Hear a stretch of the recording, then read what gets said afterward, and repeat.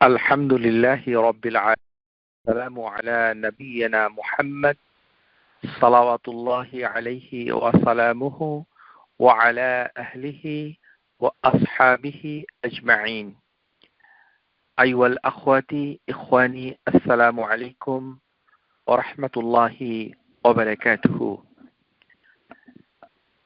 তাফসীর কোরআনুল আজিম থেকে সূরাতুল ফাতিহা দর্স চলছে। গত ক্লাসে আমরা রব্বুল আলামিন পর্যন্ত আলোচনা করেছি। আজ আর রহমানুর রাহিম। ইবনে কাসির রাহিমাহুল্লাহ তাআলা তিনি তার তাফসীরে আর রহমান আর রাহিমকে বাসমালা অর্থাৎ বিসমিল্লাহ আমরা বলতে যেটা বুঝি তার সাথে তিনি আলোচনা করেছেন। তো সেই জন্য আমাদেরকে একটু সামনের কয়েকটি পাতায় ফিরে যেতে হবে। তো সেখানে তিনি যা আলোচনা করেছেন সেগুলো আমরা আমাদের আল্লাহর নাম সমূহের যে আলোচনা ছিল সেখানে আমরা বিস্তারিত আলোচনা করেছি আর রহমান এবং রাহিম সম্পর্কে। সুতরাং নতুন করে তেমন কিছু বলার নেই, শুধু আমরা দ্রুত গতিতে ইবনে কাসির রাহিমাহুল্লাহ তার তাফসিরে আর রহমান এবং আর রাহিম এই শব্দ দুটোর ব্যাখ্যা দিয়েছেন, সেটা আমরা একটু আলোচনা করব। এই আলোচনায় কিছুটা যদি আপনারা তাফসির পড়েন তাহলে বাংলায় দেখবেন যে কিছু বিতর্ক আছে। তো সেই বিতর্কগুলোকে একটি সমাধান রহমান মুবারকপুরি তার বিখ্যাত কিতাব তাফসির মিসবাহুল মুনির ফি তাহযিব তাফসির ইবনে কাসির, যেটি দারুস সালাম পাবলিকেশন প্রকাশ করেছে, কিন্তু ওখানেও একটি হাদিস বাদ পড়েছে। এই জন্য বাদ পড়ে যায়। আশ্চর্যজনক হলেও সত্য যে দারুস সালামের প্রকাশিত ইংরেজি যে ইবনে কাসির সেখানে একটি গুরুত্বপূর্ণ হাদিস বাদ পড়ে গেছে, যেটি ইবনে কাসির উল্লেখ করেছেন এবং হাদিসটি সহিহ, অথচ মুবারকপুরি তিনি বাদ দিয়েছেন। খুব সম্ভবত অসাবধানতা বশত এই কাজটি হয়ে থাকবে বলে আমরা আশা করি। তো আর রহমান আর রাহিম যে এই দুটো শব্দ, আর রহমান শব্দটিকে বলা হয় ইসমু ফাইল মুবালাগা, অর্থাৎ রহিম থেকে রহমান অনেক বড়, আধিক্য বোধক বিশেষ্য বা বিশেষণ। এটাকেই আরবি ভাষায় বলা হয় ইসমু ফাইল মুবালাগা। তো এই বিষয়ে তিনি বিভিন্ন কথা বলেছেন, যে আবার বলেছেন যে এই শব্দ দুটো এটা কি কোনো শব্দ থেকে এসেছে নাকি এটা একাই একটি শব্দ। যদি একটি শব্দ মানে কোনো শব্দ থেকে না আসে, ফর এক্সাম্পল আপনি যদি এই স্কলারদের মতকে গ্রহণ করেন যে আল্লাহু শব্দটি অন্য কোনো শব্দ থেকে আসেনি, তখন এটাকে বলা হয় ইসমু জামাদ। ইসমু জামাদ অর্থাৎ হচ্ছে এটা কোনো শব্দ থেকে উচ্চারিত নয়।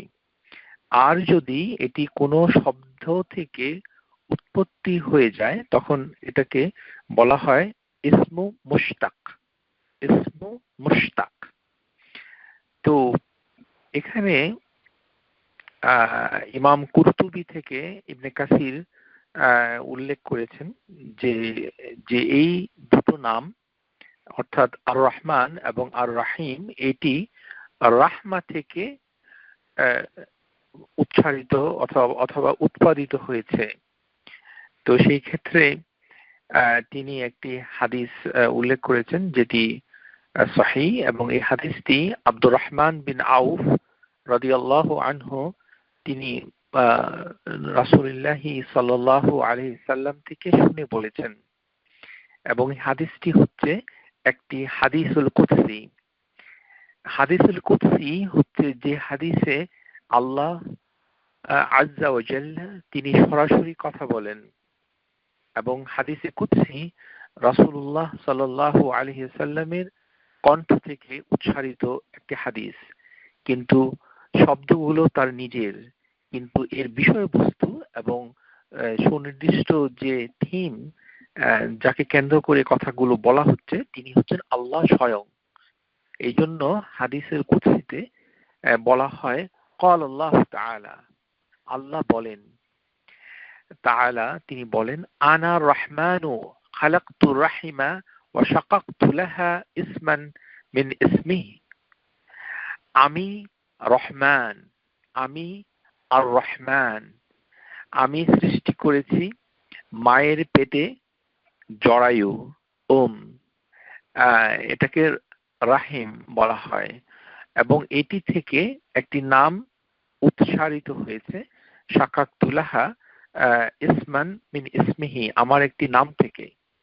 তাহলে বোঝা যাচ্ছে যে রাহিম এই যে বস্তুটা এখান থেকে আর রহমান এসেছে, সেটি আল্লাহ আজ্জা ওয়া জাল তিনি হাদিসুল কুদসিতে সেটি বলেছেন, ফামান ওয়াসালাহা ওয়াসালতুহু ওয়ামান কাতআহা কাতআহু।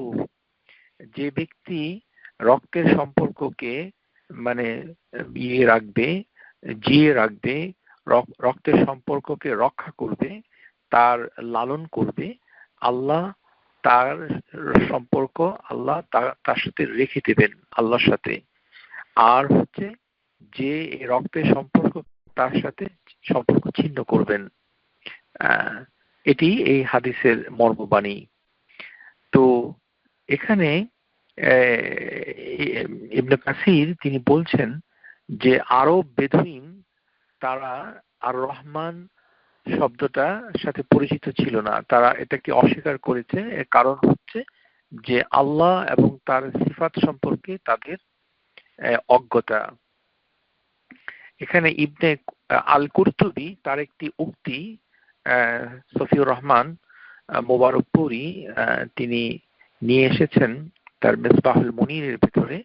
সেটি হচ্ছে যে আর রহমান এবং রাহিম একই অর্থ। সেটার উদাহরণ হিসেবে তিনি নাদমান এবং নাদিম দিয়েছেন। এই জিনিসটা মানে যদিও উক্তি হিসেবে উল্লেখ করা হয়েছে, কিন্তু আসলে একই অর্থ, মানে কিছুটা হলেও একই, কিন্তু তার প্রয়োগ দিক থেকে ভিন্নতা রয়েছে। আল ফারিসি রাহিমাহুল্লাহ তার উক্তি থেকে জানা যাচ্ছে যে আর রহমান এক্সক্লুসিভলি ফর আল্লাহ, মানে আর রহমান শব্দটা এটি আল্লাহ আজ্জা ওয়া জাল্লা তার জন্য নির্ধারিত, অন্য কেউ এই শব্দটির ধারক বাহক হতে পারেন না, নামের অধিকারী হতে পারেন না। এবং এই নামটুকু প্রত্যেকটি যে রাহমা, আল্লাহ আজ্জা ওয়া জাল্লার বিভিন্ন ধরনের রহমা রয়েছে, সেই সমস্ত রহমা মানে দয়া, দাক্ষিণ্য এবং করুণা যাই বলুন না কেন, সবকিছুকে একত্র করেছে আর রহমান, সব ধরনের রহমা, সেটি এই দুনিয়াতেই হোক অথবা আখিরাতেই হোক। আর রহিম হচ্ছে যে এখানে সম্বন্ধ করা হয়েছে যে এটি মুমিনদের সাথে যুক্ত, মুমিনদের সাথে আল্লাহ সবসময় রহিম হিসেবে কাজ করে থাকেন। ওয়াকানা বিল মুমিনিনা রাহিমা, আল্লাহ আজ্জা ওয়া জাল্লা তিনি বলছেন যে আমি মুমিনদের জন্য রাহিম।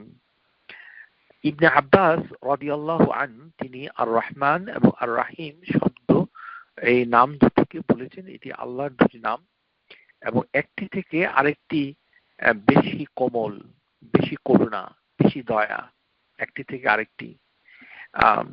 সেই ক্ষেত্রে যেটা আমরা জানতে পেরেছি যে যে হুয়ার রহমান কুল্লু খালিক, যে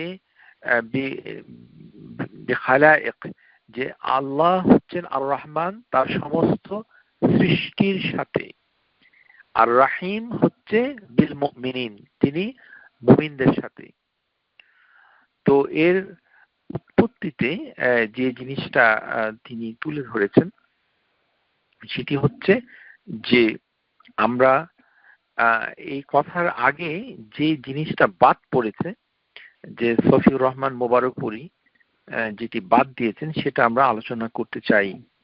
সেটি হচ্ছে আব্দুল্লাহ ইবনে মোবারক রাহিমাহুল্লাহ, তিনি আর রহমান শব্দের যে অর্থে বোঝায় সেই অর্থকে তিনি এমন একটি ব্যাখ্যা দিয়েছেন যে রহমান হচ্ছে, যে এটি একটা চমৎকার ব্যাখ্যা, কিন্তু যে আর রহমান হচ্ছে এমন একজন কৃপা পরায়ণ, যার কাছে কৃপা প্রার্থনা করলে তিনি কৃপা প্রদর্শন করেন। অর্থাৎ এমন একজন দয়াবান, যার কাছে দয়া চাইলে তিনি দয়া দেখান। আর রহিম হচ্ছে একটু ভিন্ন ধরনের। অর্থাৎ রহিম হচ্ছে এমন দয়াবান যে তার কাছে যদি আপনি দয়া না চান তাহলে কিন্তু তিনি অসন্তুষ্ট হন। এটি একটি রহিম এই নামটার একটা বিশেষত্ব। এই কথাটা কে বলেছেন? আব্দুল্লাহ ইবনে মুবারক তিনি বলেছেন। এবং এই ক্ষেত্রে যে হাদিসটা এসেছে, যে সে হাদিসটা দুঃখজনক ভাবে দারুস সালাম বাদ দিয়েছে। এই জন্য আসলে যে কোনো পাবলিকেশনের বই পড়তে গেলে আপনার মূল আরবির সাথে মিলিয়ে পড়াটা বাঞ্ছনীয়, কেননা গুরুত্বপূর্ণ অনেক হাদিস, অনেক কথা বাদ পড়ে যাওয়ার সম্ভাবনা রয়েছে। তো এই ক্ষেত্রে যে হাদিসটি আমরা উল্লেখ করব সেটি শেখ আল আলবানী রাহিমাহুল্লাহ তাআলা তিনি সহিহ বলেছেন। হাদিসটি হচ্ছে মান লাম ইয়াসআলাল্লাহ ইয়াগদাব আলাইহি, যে ব্যক্তি আল্লাহর নিকট প্রার্থনা করে না, আল্লাহ তার উপর রাগ করেন। যে এই জন্য একজন কবি তিনি এই কবিতাটা ইবনে কাসির উল্লেখ করেছেন, আল্লাহু ইয়াগদাব আন তাকরাতাহা সিওয়া সুইলাহু ওয়া ইবনা আদামা হিনা ইয়াসআলুল ইয়াগদাব। যে আল্লাহর নিকট তুমি যদি কিছু চাও তাহলে আল্লাহ অসন্তুষ্ট, না চাও তাহলে আল্লাহ অসন্তুষ্ট হন। চাওয়া থেকে যদি বিরত হও, আর মানুষের নিকট চাইলে মানুষ অসন্তুষ্ট হয়। তো মানুষের সাথে আল্লাহর যে পার্থক্য চাওয়ার ক্ষেত্রে সেটা তিনি তুলে ধরেছেন। এখান থেকে আমরা যেটা শিক্ষা নিতে পারি সেটা হচ্ছে যে মান লাম ইয়াসআলিল্লাহ ইয়াগদাব আলাইহি। এজন্য সবকিছুতে আল্লাহ করুণা অথবা দোয়া চাইতে হয়, আল্লাহর কাছে বলতে হয়। মনে করেন আপনার গাড়ি আছে, তো আপনি নিশ্চিত যে আপনি বাজারে যাচ্ছেন, তবুও বলছেন ইনশাআল্লাহ বাজারে যাচ্ছি। এই যে আল্লাহর একটা সাহায্য চাচ্ছেন, আল্লাহর অনুমতি চাচ্ছেন, আল্লাহর ইচ্ছাটাকে আপনি তুলে ধরছেন। আপনার ছেলে মেডিকেল স্কুলে চান্স পেয়েছে, কিন্তু আপনি বলছেন আল্লাহর রহমতে সে ডাক্তার হবে।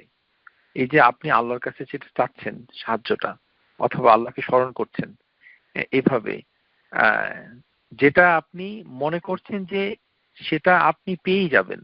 অর্থাৎ ওষুধ খাচ্ছেন, আপনার নিশ্চিত ধারণা আছে যে এই ওষুধটা কাজ করে, কিন্তু আপনি বিসমিল্লাহ বলছেন এবং আল্লাহ বলছেন যে ইনশাআল্লাহ আল্লাহ হয়তো আমাকে কিছুটা আরোগ্য দান করবেন।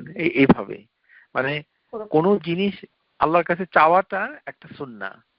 চাওয়াটা এমনি যেতে পারেন, যে কোনো বিষয় আপনি ভালোবাসা চাচ্ছেন, আল্লাহর কাছে চাচ্ছেন যে আমি আমার ছেলের ভালোবাসা চাই, আল্লাহ আপনি সেটা আমাকে দান করুন ইত্যাদি। আর্থিকভাবে চাকরি, যেটা আমরা একেবারেই চেষ্টা করে দেখি যে সেটা আমরা পারছি না, সেটা তো আমরা চাই। সেই ক্ষেত্রে সবাই একমত যে বিপদে পড়লে আমরা আল্লাহর কাছে চাই, কিন্তু বিপদ ছাড়া যে আপনি চাচ্ছেন না, এতে কিন্তু আল্লাহ রাগ হচ্ছেন। এটা কি আপনি জানেন? তো আল্লাহ যদি তাআলা তিনি যদি আপনার উপর রাগ হয়ে যান, কেননা আপনি শুধু চাচ্ছেন না, স্বতঃস্ফূর্ত অটোমেটিক স্বয়ংক্রিয়ভাবে আপনার কাছে এটা চলে আসবে অথবা আসছে, যে আপনার সম্পদ আছে, টাকা আছে, তো আপনি সুন্দর একটা বাড়ি কিনবেন, তো সুন্দর একটি গাড়ি কিনবেন, তো এটা আপনার মানে যেন এটা অটোমেটিক এটা হয়ে যাচ্ছে, কিন্তু এটা আপনি আল্লাহর কাছে চান নাই। এই না চাওয়াতে আল্লাহ কি করছেন সুবহানাহু ওয়া তাআলা, অ্যাকর্ডিং টু দিস হাদিস, মান লাম ইয়াসআলিল্লাহ ইয়াগদাব আলাইহি, আল্লাহ আপনার উপরে রাগ হচ্ছেন। তারপরে বাড়িটা যদি ঘূর্ণিঝড়ে ধ্বংস হয়ে যায় অথবা আগুনে পুড়ে যায়, আর গাড়িটা যদি অ্যাক্সিডেন্টে মানে খুব ধ্বংস হয়ে যায়, তখন আপনার হুঁশ হতে পারে, তখন হয়তো আপনার আল্লাহর কাছে চাবেন যে এটা আপনি ফিরিয়ে দেন। অর্থাৎ সবকিছুতে আল্লাহর কাছে যেতে হয়, সুখে এবং দুঃখে। যে জিনিসটি আমরা এখন আলোচনা করব, যে আর রহমান সমস্ত সৃষ্টিকে ঘিরে রেখেছে, এর দুটো দলিল ইবনে কাসির যেটা তুলে ধরেছেন, যে সুম্মাস্তাওয়া আলাল আরশির রহমান, সুম্মাস্তাওয়া আলাল আরশি আর রহমান, আরেকটি হচ্ছে আর রহমান আর রহমানু আলাল আরশি ইস্তাওয়া। অর্থাৎ যে আল্লাহ তার যে সিংহাসন আল আরশ, আমরা শ্রোতা যারা শুনছেন তাদের দৃষ্টি আকর্ষণ করে বলছি, আল্লাহর সবচেয়ে বড় সৃষ্টি হচ্ছে আল আরশ, মানে তার সিংহাসন। এটা হচ্ছে সিংহাসনের শাব্দিক অর্থ হচ্ছে এটা বসার জায়গা, সেখানে কেউ জুতা নিয়ে প্রবেশ করে না এবং সেখানে কেউ হাঁটে না, চেয়ারের ভিতরে কেউ হাঁটে না, তো সেটা আপনাকে আনতে হবে। এই মানে বাংলা ভাষায় আমাদের দেশে প্রচলিত লোকদের কথা শুনে এই কতগুলো অদ্ভুত শব্দ তারা বলে, আরশে মহল্লা ইত্যাদি, জুতা নিয়ে যাওয়া ইত্যাদি, এগুলি গর্হিত কাজ, এগুলো থেকে বিরত থাকবেন।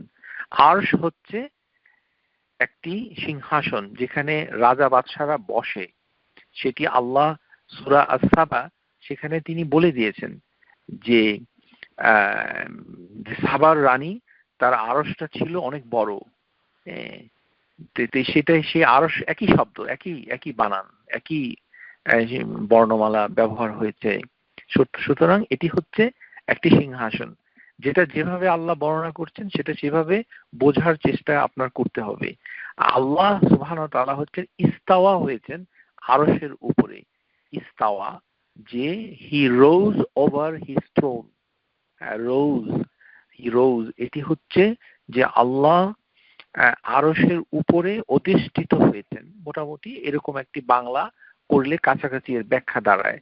কিন্তু তিনি ক্ষমতা গ্রহণ করেছেন, পূর্ণ ক্ষমতায় অধিষ্ঠিত হয়েছেন, এই ধরনের কথা বলা যাবে না, যেটা আখতার ফারুক তার তাফসীর ইবনে কাসিরের অনুবাদে মানে বলেছেন পূর্ণ ক্ষমতায়, এটি ঠিক নয়, সঠিক নয়। পূর্ণ ক্ষমতা এখানে আসলো কোথা থেকে? এখানে মানে অধিষ্ঠিত হয়েছেন, অন্য কিছু বলা যাবে না। আর যদি আপনি সেগুলো কিছুই বলতে না চান, তাহলে আপনার জন্য নিরাপদ হচ্ছে মুস্তাওয়া, আল্লাহ ইস্তাওয়া করেছেন, এভাবে বলবেন। তো যেহেতু সবচেয়ে বড় সৃষ্টির উপরেই আল্লাহ অধিষ্ঠিত হয়েছেন, সুতরাং সমস্ত সৃষ্টিটা তার মানে নিচে ঢাকা পড়েছে। অর্থাৎ আল্লাহ রহমান যিনি, তিনি আল্লাহ, সুতরাং সমস্ত সৃষ্টিকে তার রহমানের মাধ্যমে মানে পরিব্যাপ্ত করে রেখেছেন, পরিবেষ্টিত হয়েছে তার এই যে নাম, সেটি হচ্ছে আর রহমান। এবং সমস্ত সৃষ্টিকুল, অর্থাৎ এই সৃষ্টিকুলের ভিতরে মুসলিম, নন মুসলিম, বৌদ্ধ, খ্রিস্টান, ইহুদি, নাসারা, মানে নাস্তিক, জীব জন্তু, মাইক্রো ম্যাক্রো, ম্যানকাইন্ড এবং ফিরিস্তা, সমস্ত কিছু, আর শয়তান এবং তার দল সৈন্যবাহিনী, সবকিছু কে পরিব্যাপ্ত করে রেখেছে আর রহমান, কারণ তিনি হচ্ছেন আর রহমানু আলাল আরশি ইস্তাওয়া। তো এভাবে তার সমস্ত সৃষ্টিকে তিনি ঢেকে রেখেছেন, ঘিরে রেখেছেন। ওয়াকানা বিল মুমিনিনা রহিমা, এবং মুমিনদের সাথে তিনি সবসময় আর রহিম। তো মুমিনদের সাথে রাহিম, এটা আবার অনেকে মনে করে যে এটি হয়তো মানে দুনিয়াতে অথবা আখেরাতে, কিন্তু আসলে আল্লাহ আজ্জা ওয়া জাল্লা তিনি মুমিনদের জন্য দুনিয়া এবং আখেরাতে উভয় জায়গায় তিনি রাহিম। রহমানুদ দুনিয়া ওয়াল আখিরাতু রাহিমাহুমা। এটা একটা দোয়া। এই দোয়াটি মানে সফিউর রহমান মুবারকপুরি তিনি তার মিসবাহুল মুনিরে লিখেছেন। এটি প্রমাণ স্বরূপ যে রহিম রহমান দুনিয়া রাহিমাহুমা, দুনিয়া আখেরাতে তিনি রহমান এবং তিনি রহিম। আর আখেরাতেও একই অবস্থা যে তিনি রহমান। এবং যখন আল্লাহ আজ্জা ওয়া জাল্লা তিনি যখন ইহুদি অথবা নাসারা, বিশেষ করে সূরা মারিয়াম যদি আপনারা দেখেন, ওখানে দেখবেন যে বারবার রহমান কথাটা আসছে। অর্থাৎ রহমান বলতে বোঝাচ্ছে যে রহমানের আওতার বাইরে কেউ নয়, সবাই। যারা আল্লাহকে বিশ্বাস করে তারাও, যারা আল্লাহর সাথে শিরিক করে তারাও, মানে ইহুদি, খ্রিস্টান, মুসলিম, অন্য মুশরিক এবং যারা নাস্তিক, তারা সবাই এই আর রহমানের আওতাধীন। এই নামটা মানে ব্যাপকতা এত বেশি। তো আল্লাহ আজ্জা ওয়া জাল্লা এই রহমান নামটি তার জন্য নির্দিষ্ট করে রেখেছেন। তার প্রমাণ হিসাবে ইবনে কাসির তিনি দুটি আয়াত নিয়ে এসেছেন। এটি হচ্ছে যে কুল ইদউল্লাহ আও উদউর রহমান, যে ও মুহাম্মদ আপনি বলুন, আপনি দোয়া চান, দোয়া করুন আল্লাহর কাছে অথবা রহমানের কাছে। কুল ইদউল্লাহ আও উদউর রহমান আইয়ামা তাদউ ফালাহুল আসমাউল হুসনা, যে নামেই আপনারা মানে তাকে ডাকেন তার রয়েছে না অত্যন্ত সুন্দর নাম, হুসনা, বেস্ট নেম। আমরা এই বিষয়ে আজকে কিছু আলোচনা করব। এবং সেই সাথে আরেকটি আয়াত তিনি নিয়ে এসেছেন, ওয়াসআল মান আরসালনা মিন ক্বাবলিকা মিন রুসুলিনা আজআলনা মিন দুনির রহমানি আলিহা ইয়াবুদুন,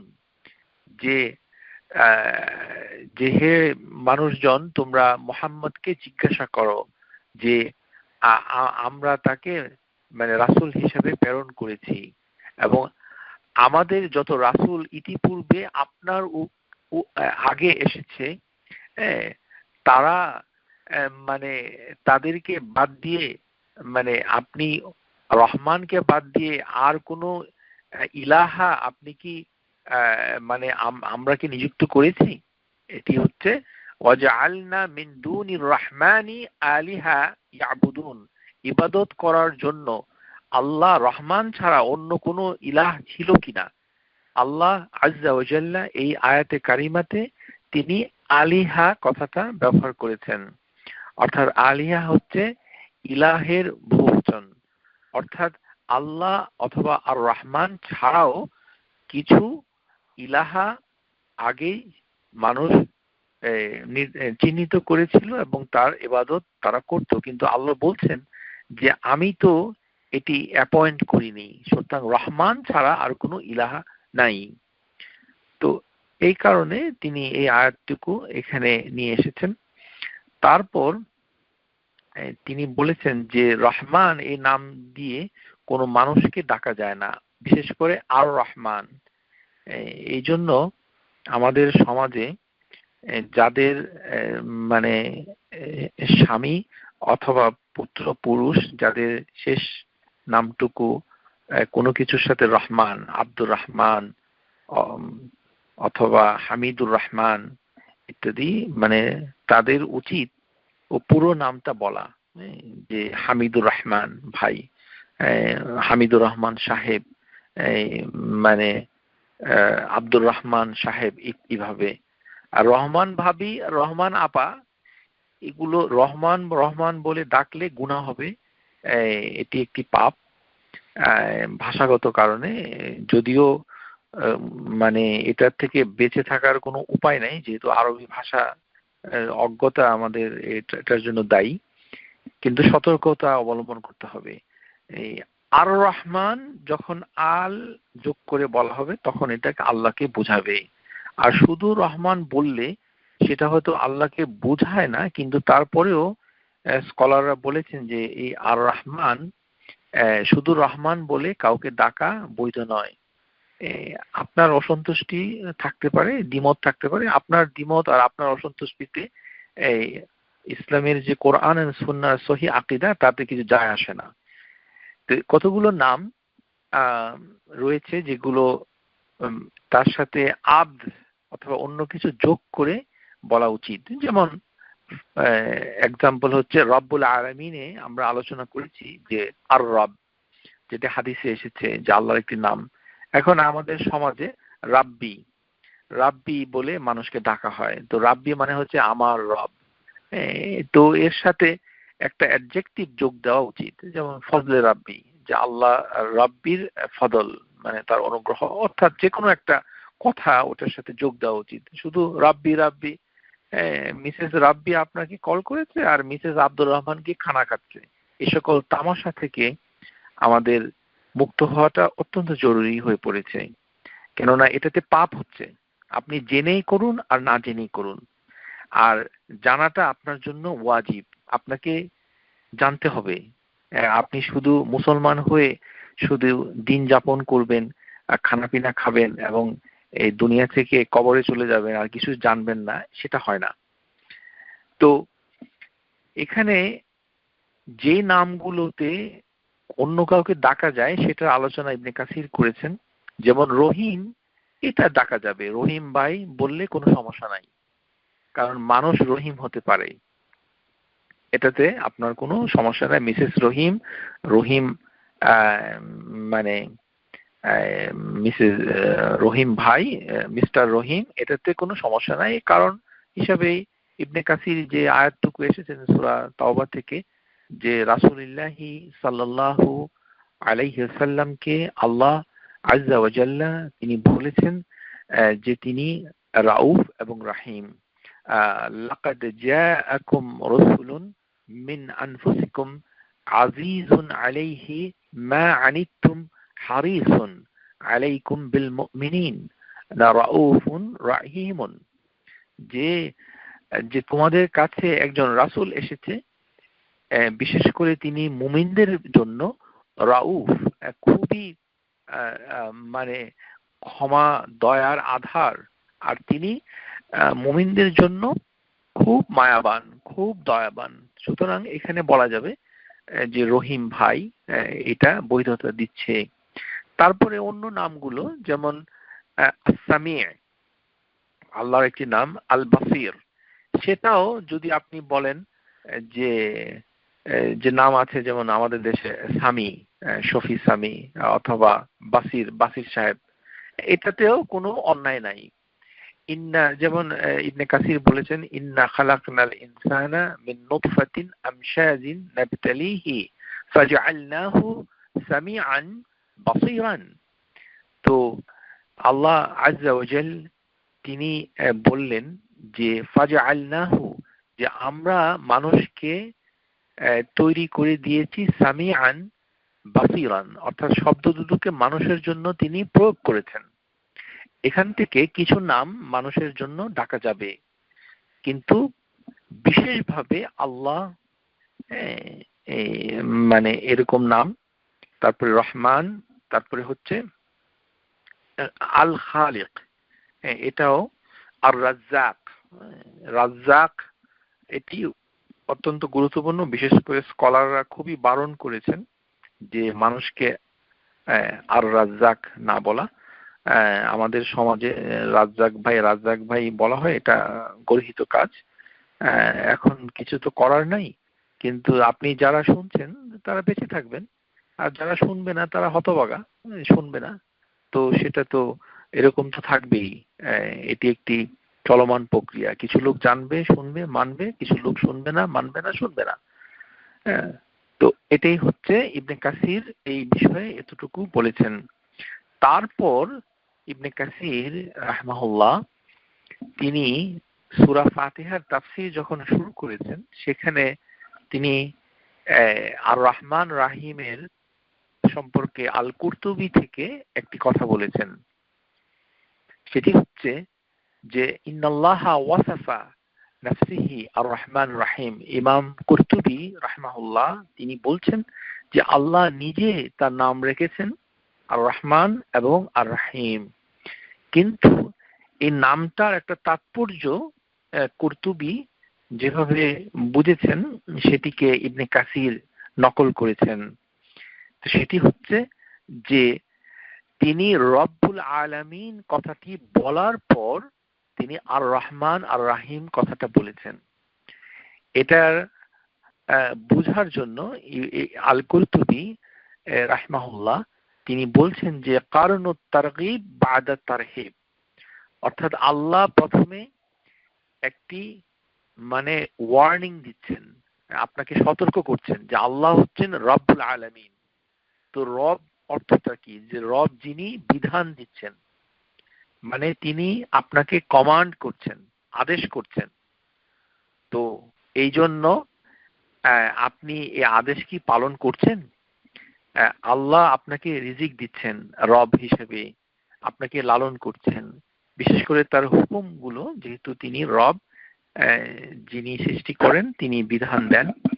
তো আপনি কি অথবা আমরা কি সেই হুকুমগুলো মানতে পেরেছি?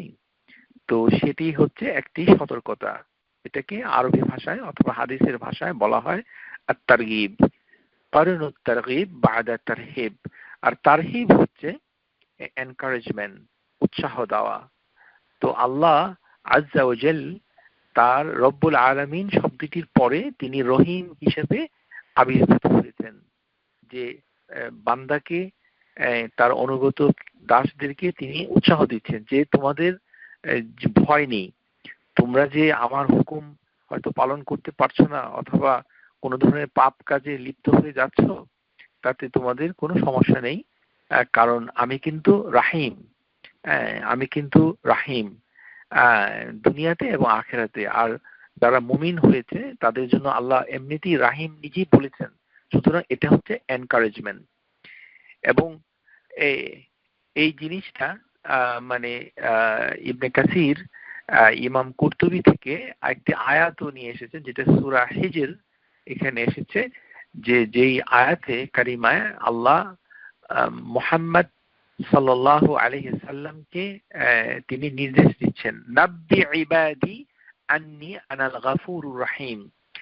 ও মুহাম্মদ, আপনি আমার বান্দাদেরকে বলে দিন যে আমি কিন্তু গাফুরুর রহিম। সুবহানাল্লাহ, কত সুন্দর করে আল্লাহ বলছেন। আল্লাহ নিজেই বলতে পারতেন অথবা বলেছেন যে তিনি গাফুর রাহিম, কিন্তু এই বলার কাজের সাথে তিনি তার প্রিয় রাসূলকে যুক্ত করেছেন। নাব্বি ইবাদি, আপনি ও মুহাম্মদ আপনি আমার বান্দাকে বলে দিন। এজন্য অন্য মানুষকে স্মরণ করিয়ে দেওয়া আল্লাহ কিন্তু গাফুরুর রাহিম। মানে যখন কোনো হালাল হারাম নিয়ে আলোচনা হয় মানুষের মাঝে, যে এটা কি হারাম কিনা, এটা হালাল কিনা, তো ডিফারেন্ট ওপিনিয়ন আছে ইত্যাদি ইত্যাদি।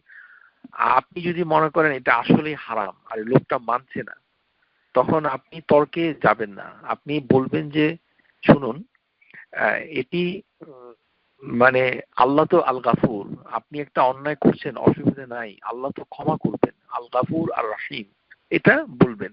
এটা বলে আপনার তার সাথে আলোচনা মানে সমাপ্তি টানবেন। ওয়ানা ওয়ান্না আযাবি হুয়াল আযাবুল আলীম। এবং পরের আয়াতে বলেছেন আল্লাহ আযজা ওয়া জাল্লা যে আমার শাস্তি কিন্তু খুবই মারাত্মক, খুবই পেইনফুল টর্মেন্ট। আল আযাবুন আলীমুন, আলিম এটা আলিফ, আলিম না আলিম।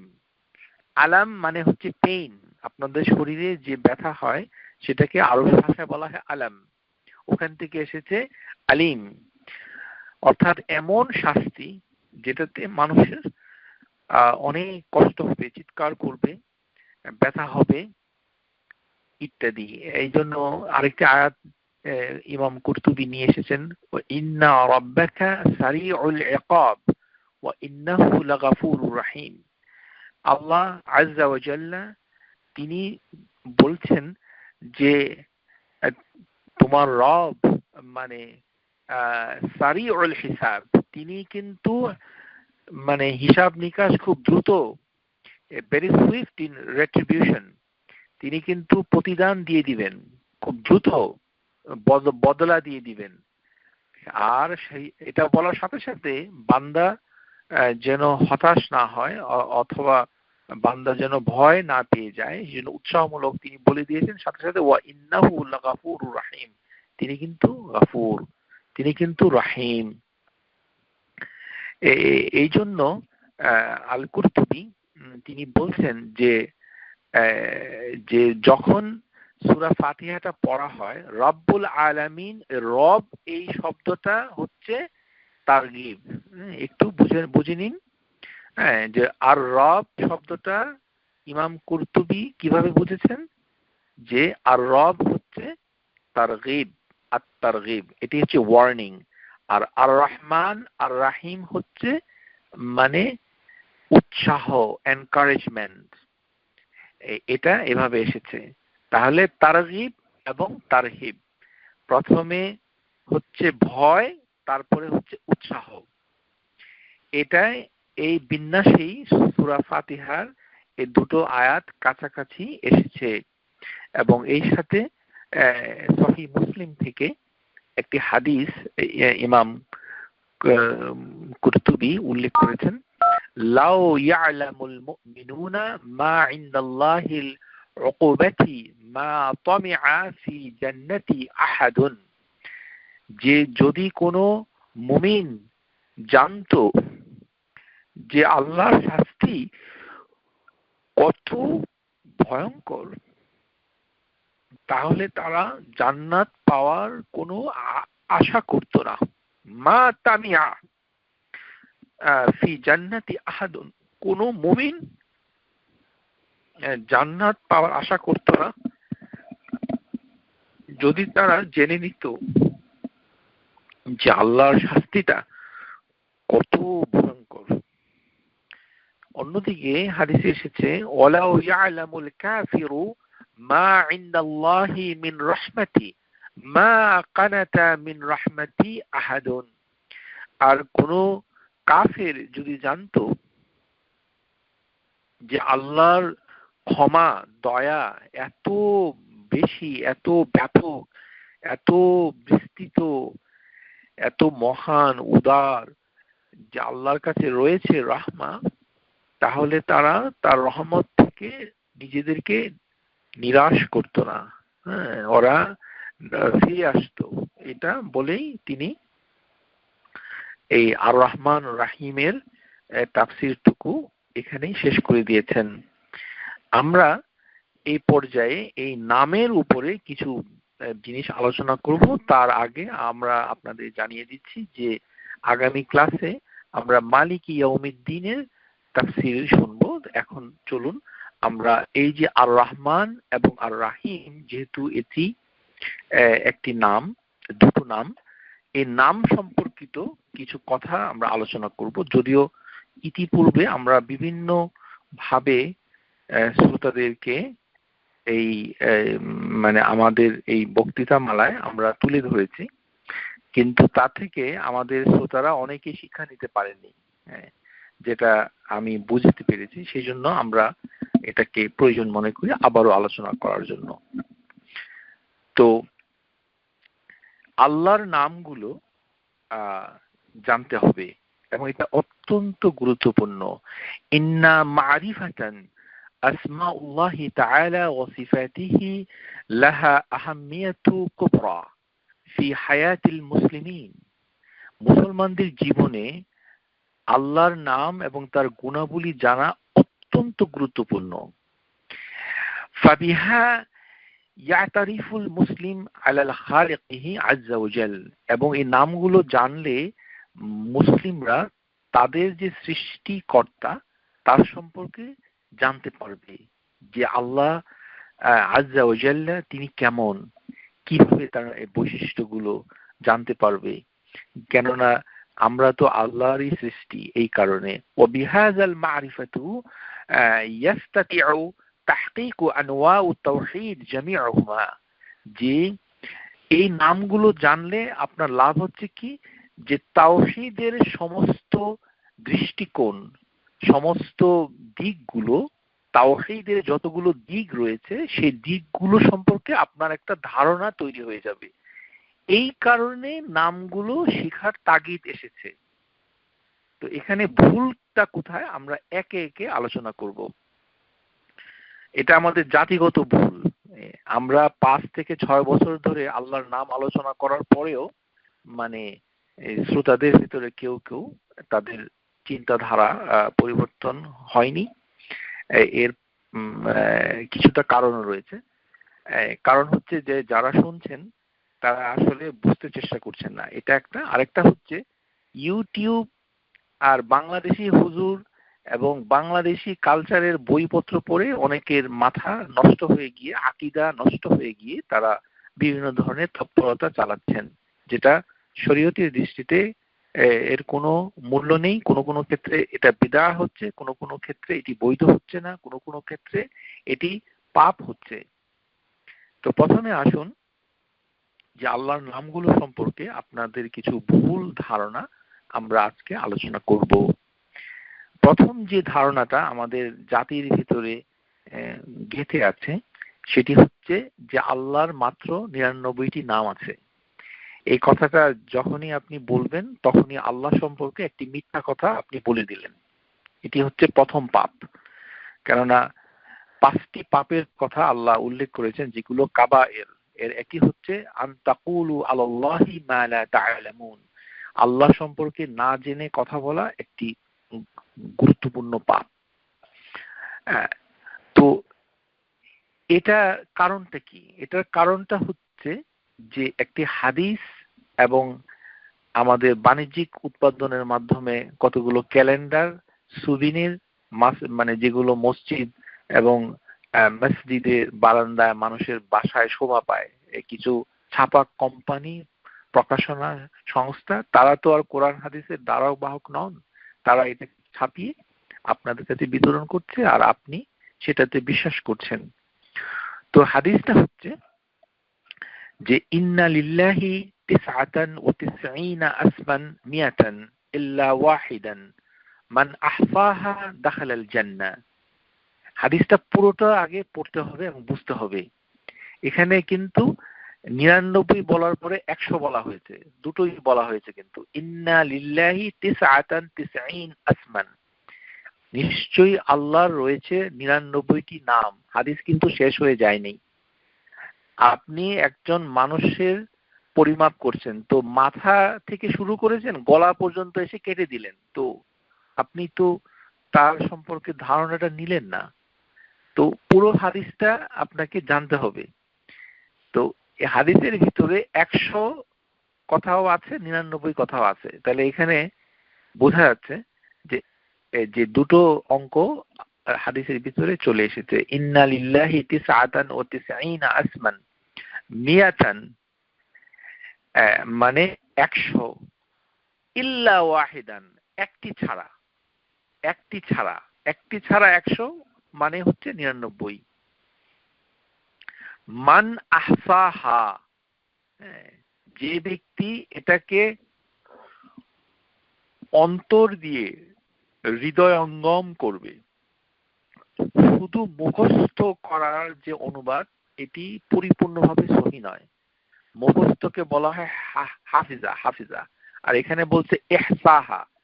আবার অনেকে যদি মনে করে যে এটা গণনা করবে, সেটাও কিন্তু সঠিক নয়, এটা ইহসা। তো এটা জানতে হবে যে হাদিসটার অর্থ কি। মান দাখাল, যে এটা করবে সে জান্নাতে যাবে।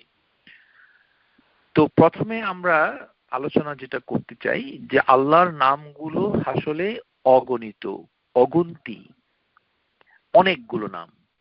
99 তো নয়, 100-র উপরে। মানে কোন এটা নির্ভর করে যে আপনি কার বই পড়ছেন। আপনি যদি শেখ ওমর আল সুলাইমান আল আশকর রাহিমাহুল্লাহ তার বিখ্যাত বই আসমাউল্লাহি ওয়া সিফাতিহি, The Names and Attributes of Allah According to the Doctrine of Ahlus Sunnah wal Jama'ah, তখন দেখবেন যে এখানে লেখক অনেক 100, 3, 4, 5 এরকম অথবা আরো বেশি নামের সংখ্যা উল্লেখ করেছেন। এটি কারণ হচ্ছে যে গাফুর, আল গাফুর একটি নাম, কিন্তু গাফফার মানে এখানে ইস্তিকরার হচ্ছে যে এখন কোন কোন অথর হয়তো মানে আল গাফুর নিয়েছেন, আবার আল গাফফার আরেকটি নাম হিসেবে বিবেচনা করেছেন, কিন্তু অর্থের দিক থেকে একই। আল গাফুর হচ্ছে যিনি ক্ষমা করেন, আল গাফফার মানে যিনি বারবার ক্ষমা করেন, ইস্তিকরার, বারবার, আবার ক্ষমা করেন, আবার ক্ষমা করেন, আবার ক্ষমা করেন, আবার ক্ষমা করেন। এখন আপনি যদি একটি অর্থ নেন তাহলে এখানে একটি নাম ধরা হবে, আর যদি দুটো নাম মনে করেন তাহলে দুটো হবে। এই কারণে বিভিন্ন মানে অথরদের বইতে কিছুটা তারতম্য রয়েছে। তো আমরা সেদিকে যাচ্ছি না। আমরা শুধু আজকের আলোচনায় যেটা বলতে চাই যে নাম কিন্তু 100-র উপরে, 99টি নয়। 99তে আপনি বলে একটি মিথ্যা কথা বলে পাপ উপার্জন করবেন না। এটা দলিল হিসেবে যে হাদিসটা বলা হচ্ছে সেটি হচ্ছে হাদিসুল কর্ব বলা হয়। এই হাদিসটাকে কি বলা হয়? হাদিসুল কর্ব। মানে আপনার যখন ডিস্ট্রেস, গ্রিফ, মনোবেদনা, মানে আপনার চোখ দিয়ে পানি পড়ছে, এত কষ্ট এবং এত দুঃখ, এবং সেখানে আপনি এর থেকে একটি পরিত্রাণ চাচ্ছেন, মানে আপনার খুব ইচ্ছা যে কষ্টটা যেন আপনার অন্তর থেকে চলে যায়। কেননা কষ্টটা শুধু কষ্টই না, এটাকে হাম্মুন হাজানুন, দুটো, ডিস্ট্রেস এন্ড গ্রিফ, মানে দুঃখ যাতনা, তার সাথে রয়েছে মর্ম যাতনা, যেই কষ্টে চোখে জল আসে, ওরকম একটি কষ্ট। এগুলো যখন হয় কারোর কাছে, তখন আপনার জন্য রয়েছে একটি দোয়া। সেই দোয়াটা আল্লাহ রাসূল সাল্লাল্লাহু আলাইহি সাল্লাম তিনি বলেই দিয়েছেন, মা আসাবা আহাদান কাত্তু হাম্মুন ওয়ালা হাজানুন। যখন তোমাদের কেউ এরকম কষ্টে দুঃখে পানিতে ছলছল হয়ে ওঠে, যার অন্তর কেঁদে ওঠে এবং কষ্ট পায়, দুঃখে মানে সে খুব আড়ষ্ট হয়ে যায়, তখন সে যেন বলে, আল্লাহুম্মা ইন্নী আবদুক ওয়া ইবনু আবদিক ওয়া ইবনু আমাতিক নাসিয়াতি বিয়াদিক মাদিন ফিয়া হুকমুক আদলুন ফিয়া قضاؤك أسألك بكل اسم هو لك سميت به نفسك أو علمته أحدا من خلقك أو أنزلته في كتابك أو استأثرت به في علم الغيب عندك أن تجعل القرآن ربيع قلبي نور صدري وجلاء حزني وذهب حمي إلى أذهب الله حمه وحزنه وأبدله। মানে দোয়াটা শেষ হয়ে যাচ্ছে ওয়াজাহাবা হাম্বি, এতটুকু পর্যন্ত। ওয়াজিলাআ হুজনি ওয়াজাহাবা হাম্মি, এইখানে দোয়াটা শেষ। এই দোয়াটা পড়ার সাথে সাথে আপনার মনোকষ্ট, দুঃখ, যাতনা, মর্মপীড়ন সেটা চলে যাবে। আপনি কষ্ট থেকে বেঁচে যাবেন, আপনার মনের ভেতরে একটি প্রশান্তি আসবে, চোখের পানিটা আর বের হবে না, ইত্যাদি। এই হাদিসটা শোনার পর সাহাবীদের ভিতরে প্রচন্ড উৎসাহ উদ্দীপনা দেখা দিল। তারা বলল, ইয়া রাসূলুল্লাহ আলা নাতাআল্লামুহা, আমরা কি এটা শিক্ষা করব?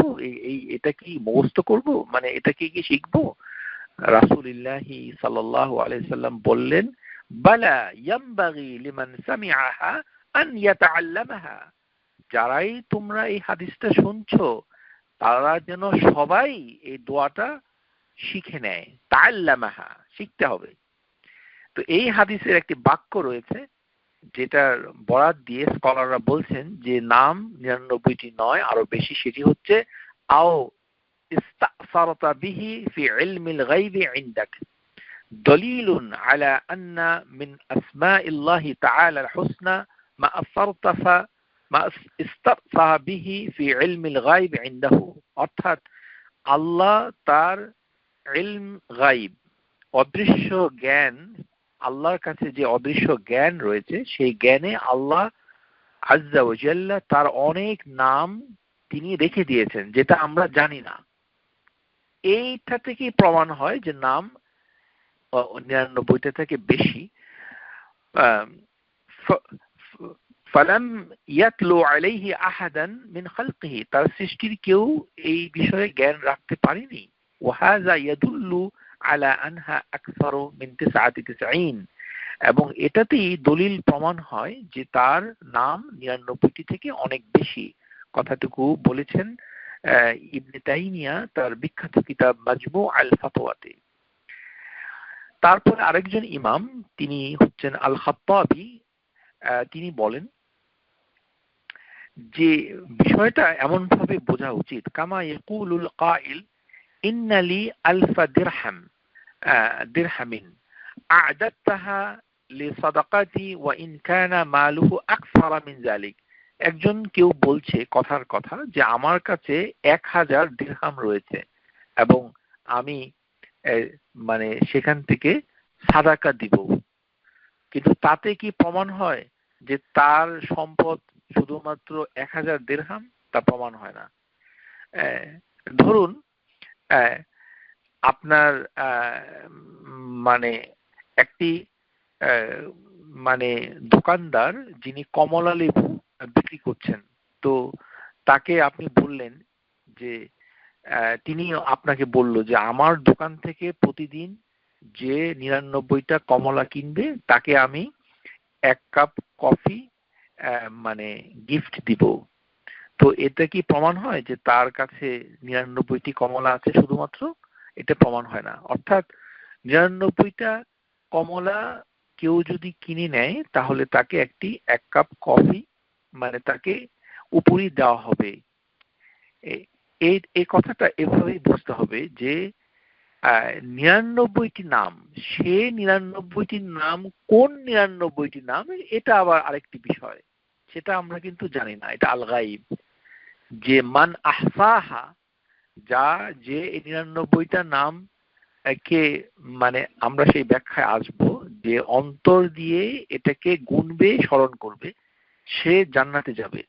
সুতরাং ওই ৯৯টি নাম কোন ৯৯টি এটা আরেকটি রহস্য, সেটা আমাদের জানা নেই, কেননা হাদিসে সেটা বলা হয়নি। যেমন মানে ইমানের ৭০টির অধিক শাখা রয়েছে, তো শাখাগুলোর প্রথমটা হচ্ছে যে লা ইলাহা ইল্লাল্লাহ, আর সর্বনিম্ন শাখাটা হচ্ছে রাস্তা থেকে কাটা সরানো, মাঝখানে কোনো বর্ণনা নাই। তো যেটা বর্ণনা নাই সেটা নির্ধারণ করাটা আমাদের জন্য কঠিন, ধারণা করা যেতে পারে। তো এখানে যেটি আল্লাহ আজ্জা ওয়া জাল্লা তিনি বলছেন ওয়ালিল্লাহিল আসমাউল হুসনা ফাদউহু বিহা, যে আল্লাহ বলছেন যে তার নামগুলো হচ্ছে খুবই উত্তম এবং সুন্দর, এগুলো দিয়ে তোমরা দোয়া করো। ওয়া আমারা আন ইয়াদউহা ইউদআ বিআসমাহিল হুসনা মুতলাকান, অর্থাৎ এই নামগুলো দিয়ে সাধারণভাবে আপনাকে আল্লাহর কাছে ডাকতে বলেছে, চাইতে বলেছে। ওয়ালাম ইউকাল লাইসাত আসমাউহুল হুসনা ইল্লা ৯৯ আসমান, তাতে প্রমাণ হয় না যে আল্লাহর শুধুমাত্র ৯৯টি নাম রয়েছে। এই যেই হাদিসটিতে এই কথাটা এসেছে সেটি হচ্ছে সুনান আত-তিরমিজি হাদিস নাম্বার ৩৫০৭।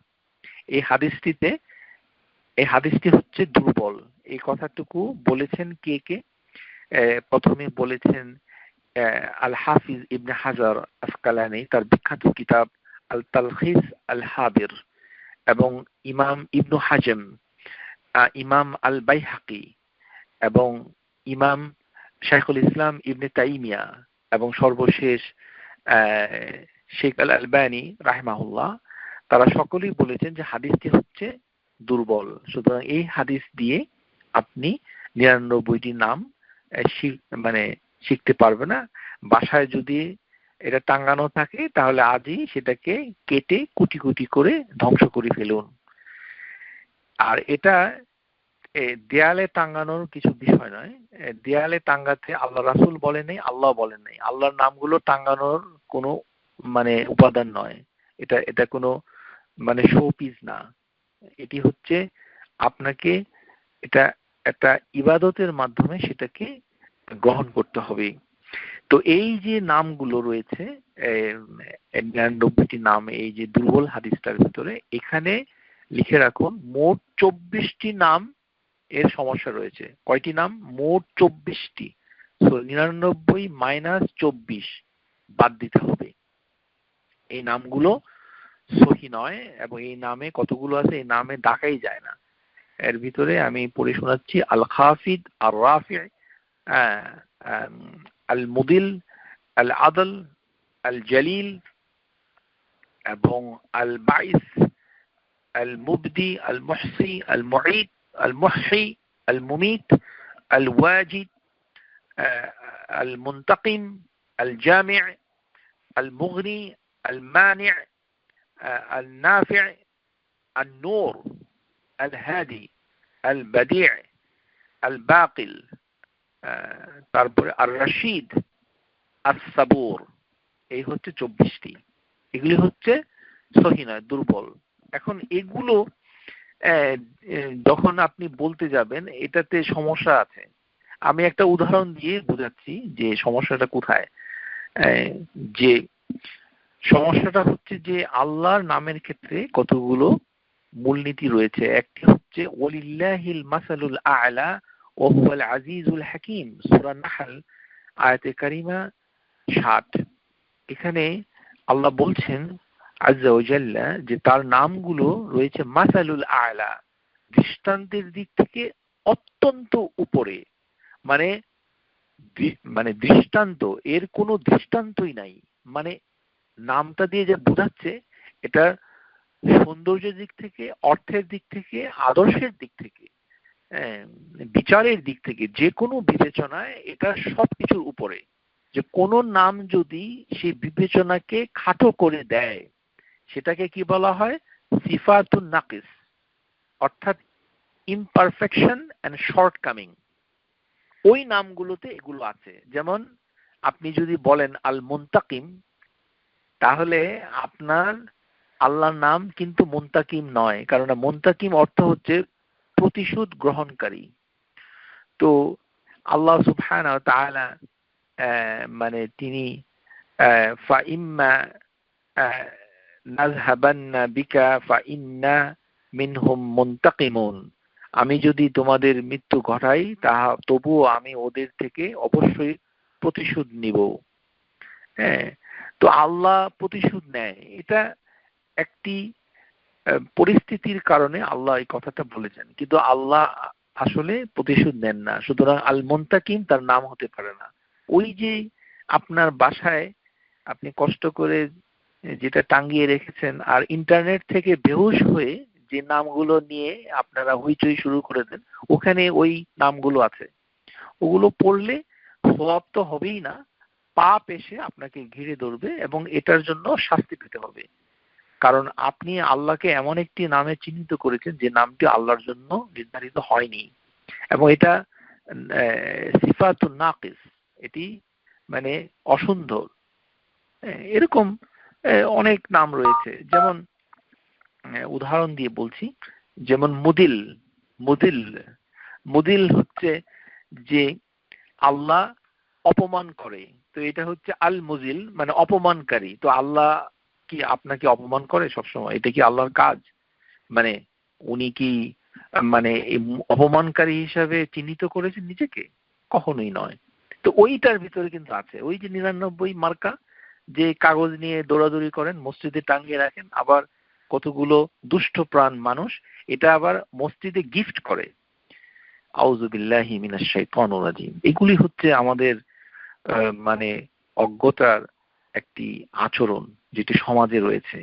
নিজে কিছু শিখবে না, বাজার থেকে একটি বড় ফ্রেমে করে বাঁধিয়ে মসজিদে আবার দান করে তার নামটা আবার লিখে রাখে যে সৌজন্যে এরকম কৈতুরী বেগম তিনি দিয়েছেন।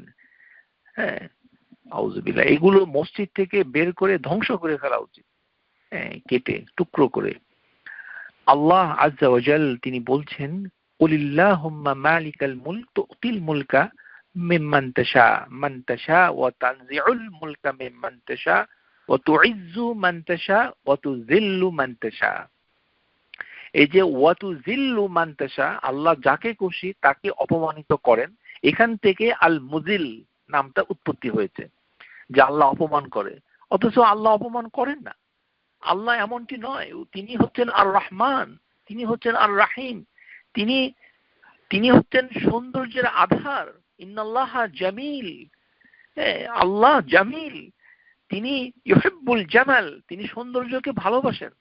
অথচ আপনি তাকে এমন একটা নামে ডাকছেন, মানে চিহ্নিত করছেন। ডাকছেন তো পরের কথা, কিন্তু আপনি মেনে নিচ্ছেন সেটা আপনার জন্য মানে শুভ নয়।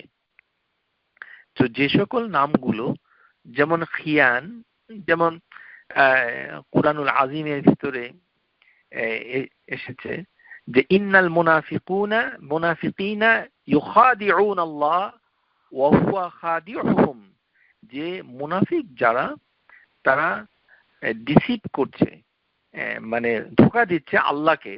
আর ওয়া হুয়া খাদিউহুম, আল্লাহ তাদেরকে ধোঁকা দিচ্ছেন। তার মানে আল্লাহ ধোঁকা দেন, এটা কুরআনুল কারীমে এসেছে। ওয়া হুয়া খাদিউহুম, সূরা আন-নিসা 142 আয়াত। তো এখানে আমরা শিখলাম কি, যে ফাহাজা খিদাউ বিল মুনাফিকুন, যে এই যে আল্লাহ আজ্জা ওয়া জাল্লা ধোঁকা দিচ্ছে, আল্লাহ সবাইকে ধোঁকা দেন না, কিন্তু মুনাফিকদেরকে ধোঁকা দেন। তাহলে আল্লাহ একজন ধোঁকাবাজ হবে না, এটি তার নাম হবে না। এই কারণে ওই নামগুলো অশুদ্ধ। কতগুলো এই কারণে অশুদ্ধ, আর কতগুলো আছে হাদিসেও নাই, কোন স্কলার এটাকে রেকগনাইজ করেনি। শুধু যেমন নূর, এটা সম্পর্কে বিতর্ক আছে, যে এটা অনেকেই মানতে চান না যে এটি আল্লাহর নাম কিনা। কিন্তু আল্লাহু নূরুস সামাওয়াতি ওয়াল আরদ, যে আল্লাহ হচ্ছেন হেভেন এবং দুনিয়ার নূর, তাতে তার নাম নূর হয়ে যায় না। ও হিজাবুহু নূর, তার হিজাব হচ্ছে নূর। সুতরাং ওখানে এই সমস্যাটা রয়েছে। তারপরে যেমন এসেছে যে উপহাস করা, যে যারা মুশরিক ছিল, ইন্নামা নাহনু মুস্তাহজিহুন আল্লাহু ইয়াস্তাহজিহু বিহিম, যে আল্লাহ তাদের প্রতি উপহাস করছেন। তো এটা হলো ইস্তাহজিআউ বিল মুনাফিকিন, সূরা বাকারা। আল্লাহ উপহাস করেন, কিন্তু এটা তার নাম হবে না। আল্লাহ কিন্তু আল্লাহ বলছেন আল্লাহু ইয়াস্তাহজিহু বিহিম, আল্লাহ তাদেরকে উপহাস করেন। তারপরে আল্লাহ ষড়যন্ত্রকারী।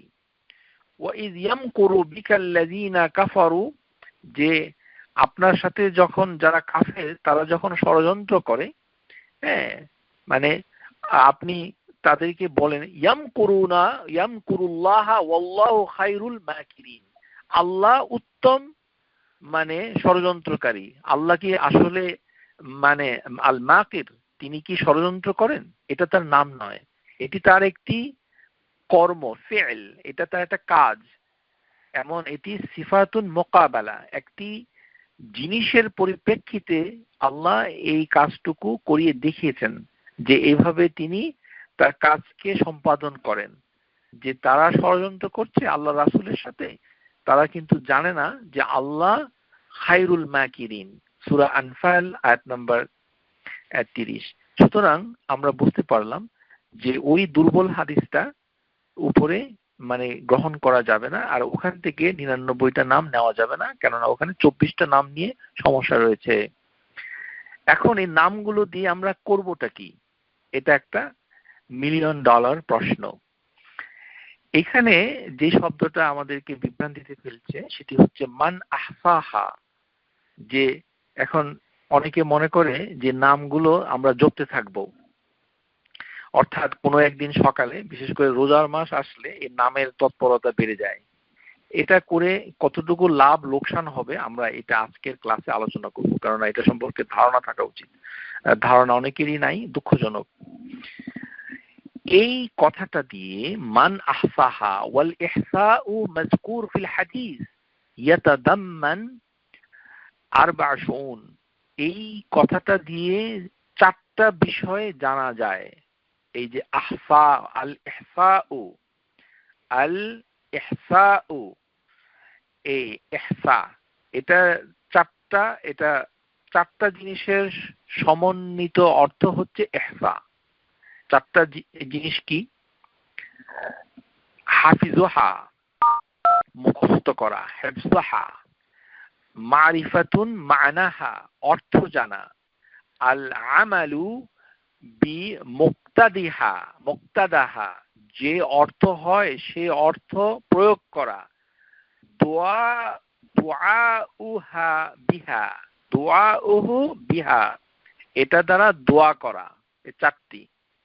তাহলে হাদিসের ভিতরে এসেছে যে ওই 99টি নামের সাথে, মানে 99টি নাম এর ভিতরে যে কোনো একটা কাজ আপনাকে করতে হবে। সব নাম দিয়ে কিন্তু দোয়া করা যাবে না, এটা আরেকটা মাসালা। যেমন আমরা সেটা পরে আসছি, আলোচনা করবো, কারণ জানতে হবে এটা। যেমন শাদীদুল ইকাব, আল্লাহর একটি নাম।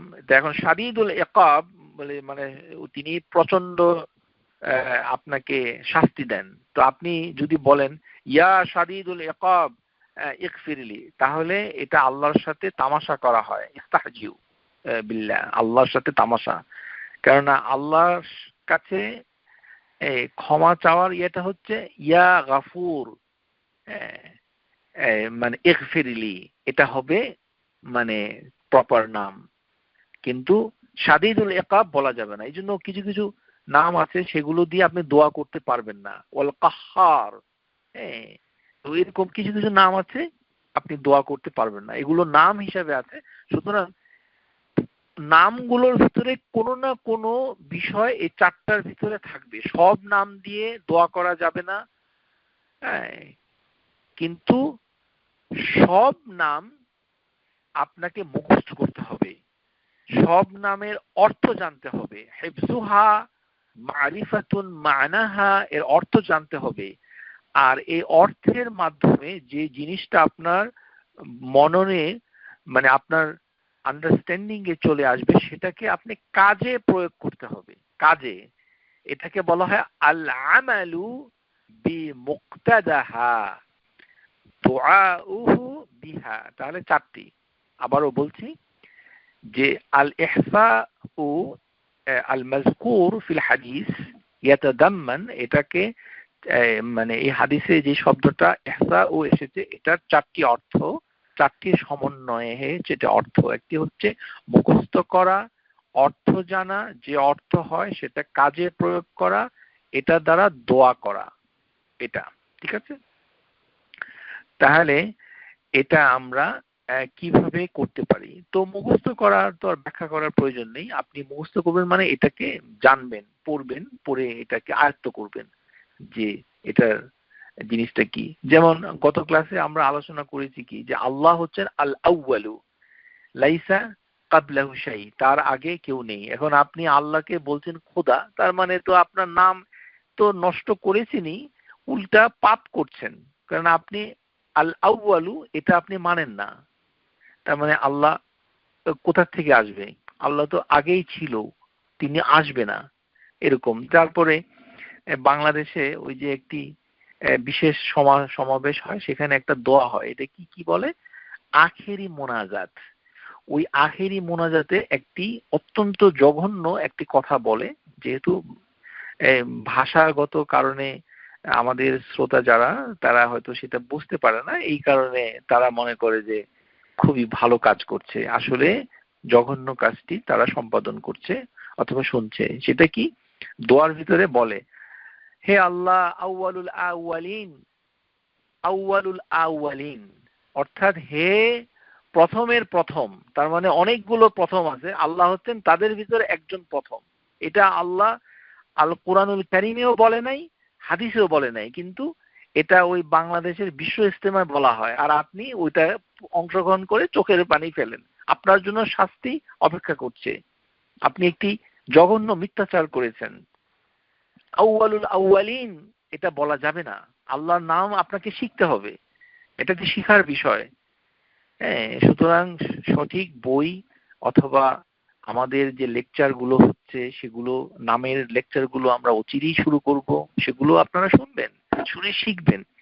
এই শিখতে শিখতে 100, 104, 110, 114 এরকম যতগুলো নাম আপনি যতটুকু সম্ভব শিখে যদি কবরে যেতে পারেন, তাহলে তো আপনার জন্য অনেক কল্যাণ রয়েছে। কিন্তু সবগুলোর সমন্বয় যে করতে পারবে সে জান্নাতে যাবে। সবগুলো সমন্বয় করা কিন্তু কঠিন। সেটা কি? যে অর্থ হয় সেটাকে কাজে প্রয়োগ করা, এইটা কিন্তু খুব কঠিন কাজ।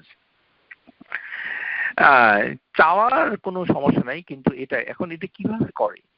ইজা আ'লামা আন্নাহুর রাজ্জাক ফালা ইয়াতলুবুর রিজক মিন গায়রিহি, যখন কোনো মানুষ জানবে যে আল্লাহ হচ্ছেন আর রাজ্জাক, তখন সে আল্লাহ ছাড়া অন্য কারোর কাছে রিজিক চাবে না। আবার উদাহরণ দিয়ে বলা হচ্ছে, ওয়া ইজা আলামা আন্নাহুর রাহিম, যে আল্লাহর নামটা হচ্ছে আর রাহিম, ফাইন্নাহু ইয়াফআল মিন তাআতি মা হুয়া সাবাবু লিহাযিহির রাহমা, যখন সে জানবে যে আল্লাহ হচ্ছে আর রাহিম, তাহলে তার কাজগুলো এমন হবে যে আল্লাহর রহমত তার কাছে আসে। তাহলে রহমত যে সকল কাজে পাওয়া যায়, সেই কাজগুলো যদি আপনি করেন, তখন আপনি এই নামের মাধ্যমে কাজ করছেন বলে আপনার প্রমাণিত হবে। তার মানে মানে এই 99টি নাম তসবিহ জপার জন্য আপনার কাছে আসেনি, তসবির কোনো সুযোগ নেই এখানে। নামগুলো একটা একটা করে জপলে সকাল বিকাল কিছুই হবে না। নামগুলো দিয়ে আপনার অনুধাবন করতে হবে, আপনার দৃষ্টিভঙ্গি, আপনার মনন চেতনা, আপনার কাজ, বক্তব্য, মন্তব্য, অ্যাটিটিউড, এগুলো পরিবর্তন হয় কিনা। আপনি এই কানাডা এবং মার্কিন যুক্তরাষ্ট্রে থাকেন, এখানে কালো মানুষের ছড়াছড়ি রয়েছে। আপনি কালো একটা মানুষকে দেখে বললেন এটা একটা কাউলা, তো কালো মানুষটাকে তৈরি করেছে কে? আল্লাহ। আল্লাহ সুবহানাহু ওয়া তাআলা তিনি বলছেন যে তিনি হচ্ছেন আহসানুল খালিকিন, তিনি সৃষ্টির ভিতরে সবচেয়ে উত্তম সৃষ্টিকারী। তো এই কালো লোকটাকে কে সৃষ্টি করেছেন? এই কালো লোকটার চেহারা দেখে আপনার কেন এমন মনটা কুৎসিত হয়ে যায়? আপনাকে কে সৃষ্টি করেছে? আপনি কি আয়না দিয়ে আপনার চেহারাটা একবার দেখেছেন? আপনি যে ঘৃণার স্বরে তাকে কালো বলছেন, আপনি যে ঘৃণার স্বরে তাকে কাউলা বলছেন, তো এটা করলে আপনার নাম যতই জপেন না কেন আপনার কাজে আসবে না। কারণ আপনি আল্লাহকে আহসানুল খালিকিন, এটা আল্লাহর একটা নাম, আহসানুল খালিকিন, এই নামটা আপনি আমলে নেন নাই। আপনি আমলে নেন নাই, আপনার কাছে মনে হয় এই সৃষ্টিটা মানে ও কি নিজে নিজে চেষ্টা করে এরকম একটা নাক সে তৈরি করেছে, এমনি একটি গায়ের রং কি সেভাবে সে তৈরি করেছে? এটা আল্লাহ তাকে সৃষ্টি করেছেন। আরেকটি বিষয় হচ্ছে যে এটাকে প্রয়োগ করা, মানে নামগুলো যদি বিস্তারিতভাবে জানেন যে নামগুলো কি কারণে আল্লাহ স্থির করেছেন তার কিতাবে এবং তার অর্থসমূহ কি দাঁড়ায়, তখন আপনি সেই অনুযায়ী কাজটা করতে পারবেন। এটা বোঝানোর জন্য আমরা একটা উদাহরণ আপনাদের সামনে তুলে ধরছি। এই হাদিসটা দিয়ে আপনি বুঝবেন যে এটা কি করাটা বোঝায়। ঠিক আছে? আচ্ছা, চলুন হাদিসটা আগে শুনি। যে সাহাবীদের আমলে রাসূলুল্লাহ সাল্লাল্লাহু আলাইহি সাল্লামের সময় রাসূলুল্লাহ সাল্লাল্লাহু আলাইহি সাল্লাম তো বাসার বাইরে গিয়ে সবাইকে খুব নীতি কথা, গাইডেন্স এবং পথ নির্দেশনা ভালো চরিত্র, সবকিছু তিনি করতেন, জানতেন, সবাই এটি বিখ্যাত। তো সাহাবীদের ভিতরে কিছু লোকের এরকম একটি ধারণা, অথবা তাবেঈনদের ভিতরে, আমি এটা নিশ্চিত নই কারা এই প্রশ্নটা করেছিল। তাবেঈন হওয়ার সম্ভাবনা রয়েছে, কারণ এই প্রশ্নটা করাটা একটা সাহসের ব্যাপার। তো তাবেঈনদের হতে পারে, আমি এটা নিশ্চিত না কারা এই প্রশ্ন করেছিল। তো এখানে মানে আয়েশা রাদিয়াল্লাহু তাআলা আনহাকে জিজ্ঞাসা করছে মুসলিমরা, ফাকুলতু ইয়া উম্মুল মুমিনিন, হে উম্মুল মুমিনিন, আনবিনি আন খুলুকি রাসূলিল্লাহি সাল্লাল্লাহু আলাইহি সাল্লাম, আপনি কি রাসূলুল্লাহ সাল্লাল্লাহু আলাইহি সাল্লামের চরিত্র সম্পর্কে আমাদেরকে কিছু খবর দিবেন, মানে উনি বাসায় কি করেন, মানে বাসার কথাটা জানতে চাচ্ছে লোকজন। যে বাইরে তো সবকিছু আমরা জানলাম, কিন্তু বাসার খবর তো আপনি ছাড়া কেউ জানেন না, কারণ আপনি হচ্ছেন তার প্রিয়তমা একজন স্ত্রী। তো আপনি আমাদেরকে বলুন তিনি বাসায় কি করতেন। তো উনি উত্তর কিভাবে দিলেন, ক্বালাত আলাস্তা তাকরাউল কুরআন, তোমরা কি কোরআন পড়ো না। এটাই দিয়ে প্রমাণ হচ্ছে যে এটার, তাহলে বোঝাচ্ছে পড়াটা কি, উনি কি বলতে চাচ্ছেন যে রাসূলুল্লাহ সাল্লাল্লাহু আলাইহি সাল্লাম বাসায় এসে কোরআন পড়তেন, এটা না। তিনি বলতে চাচ্ছেন আলাস্তা তাকরাউল কুরআন, তোমরা কি কোরআনটা পড়ে দেখো না। কুলতু বালা, আমরা পড়ি। قالت فإن خلق نبي الله صلى الله عليه وسلم كان القرآن, তিনি হচ্ছেন কোরআনের মতো। এটা কেউ কেউ হেঁটে যাওয়া কোরআন বলে, এইগুলি হেঁটে যাওয়া এই শব্দ এখানে নাই। রাসূলুল্লাহ সাল্লাল্লাহু আলাইহি সাল্লামের চরিত্র বাসার ভিতরে হচ্ছে যে কোরআনের মতো। তো এটার অর্থটা কি, উনি কোরআনের মতো মানেটা কি? তার মানে কোরআনের যে সকল জিনিসপত্রগুলো আছে সেগুলোই তো তিনি করছেন, সেগুলোই তিনি করছেন। তাহলে আল্লাহ হচ্ছেন আল হাকিম, তো উনি হুকুম দিচ্ছেন, তো এই হুকুমগুলো কোরআনের ভিতরে আছে, তো এইটা দেখে তিনি ওগুলো করেন। তার মানে কোরআনে যে সকল কথাগুলো আছে এগুলো একটাও তিনি ছাড়েন না। তার মানে তার চরিত্রটা একদম কোরআনের মতো, তার মানে কাজে। তাহলে এটা কোরআন হচ্ছে কালামুল্লাহ, আল্লাহর কালাম, কিন্তু সেটাকে আল আমালু বি মুক্তাদিহা, মুক্তাদাহা, যে অর্থ হয় সেটাকে কাজে প্রয়োগ করার নাম হচ্ছে ইহসার ৩ নাম্বার শর্ত। যেমন উদাহরণ হিসেবে আপনাদের কাছে তুলে ধরছি, ফাইজা দাখালতুম বুয়ুতান ফাসাল্লিমু আলা আনফুসিকুম তাহিয়াতাম মিন ইনদিল্লাহি মুবারাকাতান তাইয়্যিবা, সূরা আন-নূর আয়াত নাম্বার ৬১, যে তোমরা যখন ঘরে প্রবেশ করো তখন তোমরা সালাম দাও, তোমাদের উপরে, আলা আনফুসিহিম, যদিও অনেকে অর্থ করেছে পরস্পরের প্রতি সালাম দাও, নিজেদের প্রতি সালাম দাও, কিন্তু সেই সালামের ভঙ্গিমাটা হচ্ছে আসসালামু আলা ইবাদিল্লাহি সালিহিন, এইভাবে বলতে হয় যদি বাসার ভিতরে কেউ না থাকে। আর বাসার ভিতরে কেউ থাকলে আসসালামু আলাইকুম এইভাবে বললেই হবে, কিন্তু এটা বাসার ভিতরে। তাহলে এটা কে বলেছেন? এটা আল্লাহ বলেছেন। তো আল্লাহ যেহেতু বলেছেন, সুতরাং আপনি এটা বাসায় পড়লেন, তাই তো তখনই কি হলো, তাহলে নবী সাল্লাল্লাহু আলাইহি সাল্লাম মানে বাসার ভিতরে ঢোকার সময় তিনি সালাম দিতেন। তাহলে এখান থেকে একটা কোরআনের বিষয় হলো, মানে কোরআনের বর্ণিত ছোটখাটো জিনিসগুলো, যে চৈত্রিক জিনিসগুলো আল্লাহ বলেছেন সেগুলো সমস্ত কিছুই তিনি বাসার ভিতরে করে দেখাতেন। এটাই হচ্ছে যে তোমরা কি কোরআন পড়ো নাই, আলাস্তা তাকরা আল কোরআন। তো কোরআনের ভিতরে যেমন আছে সূরা তাহা আয়াত নাম্বার ১৩২, ওয়া আমরু আহলাকা বিসসালাতি ওয়াসতাবির আলাইহা, যে হে নবী আপনি পরিবার বর্গকে সালাতের আদেশ দিন এবং তাতে অবিচল থাকুন, মানে পরিবারের ফ্যামিলিকে আপনি আদেশ করুন। ওয়া'মুর আহলাকা বিসসালাতি ওয়াসতাবির আলাইহা। তাহলে মনে করেন আপনার ছেলে অথবা মেয়ে তারা আসলেই নামাজ পড়ে, কিন্তু তারপরেও আপনি নামাজ পড়ার জন্য একবার নামাজের জন্য ডাক দিলেন। তো ছেলে যদি বিরক্ত হয়, এটা একটা প্র্যাকটিক্যাল কথা বলছি, যে আম্মা অথবা আব্বা আপনি আমাকে কেন ডাকছেন, আমি তো নামাজ পড়ছি অথবা পড়বো। তো তখন আপনার উত্তর কি হবে, যে দেখো তোমাকে যে আমি নামাজের জন্য ডাকছি এটা কিন্তু আল্লাহ বলেছেন তার বইতে, কিতাবের ভিতরে, ওয়ামুর আহলাকা বিসসালাতি, আল্লাহ বলেছেন দেখেই আমি আল্লাহর কথা অনুযায়ী তোমাকে বলছি এসো নামাজ পড়ি।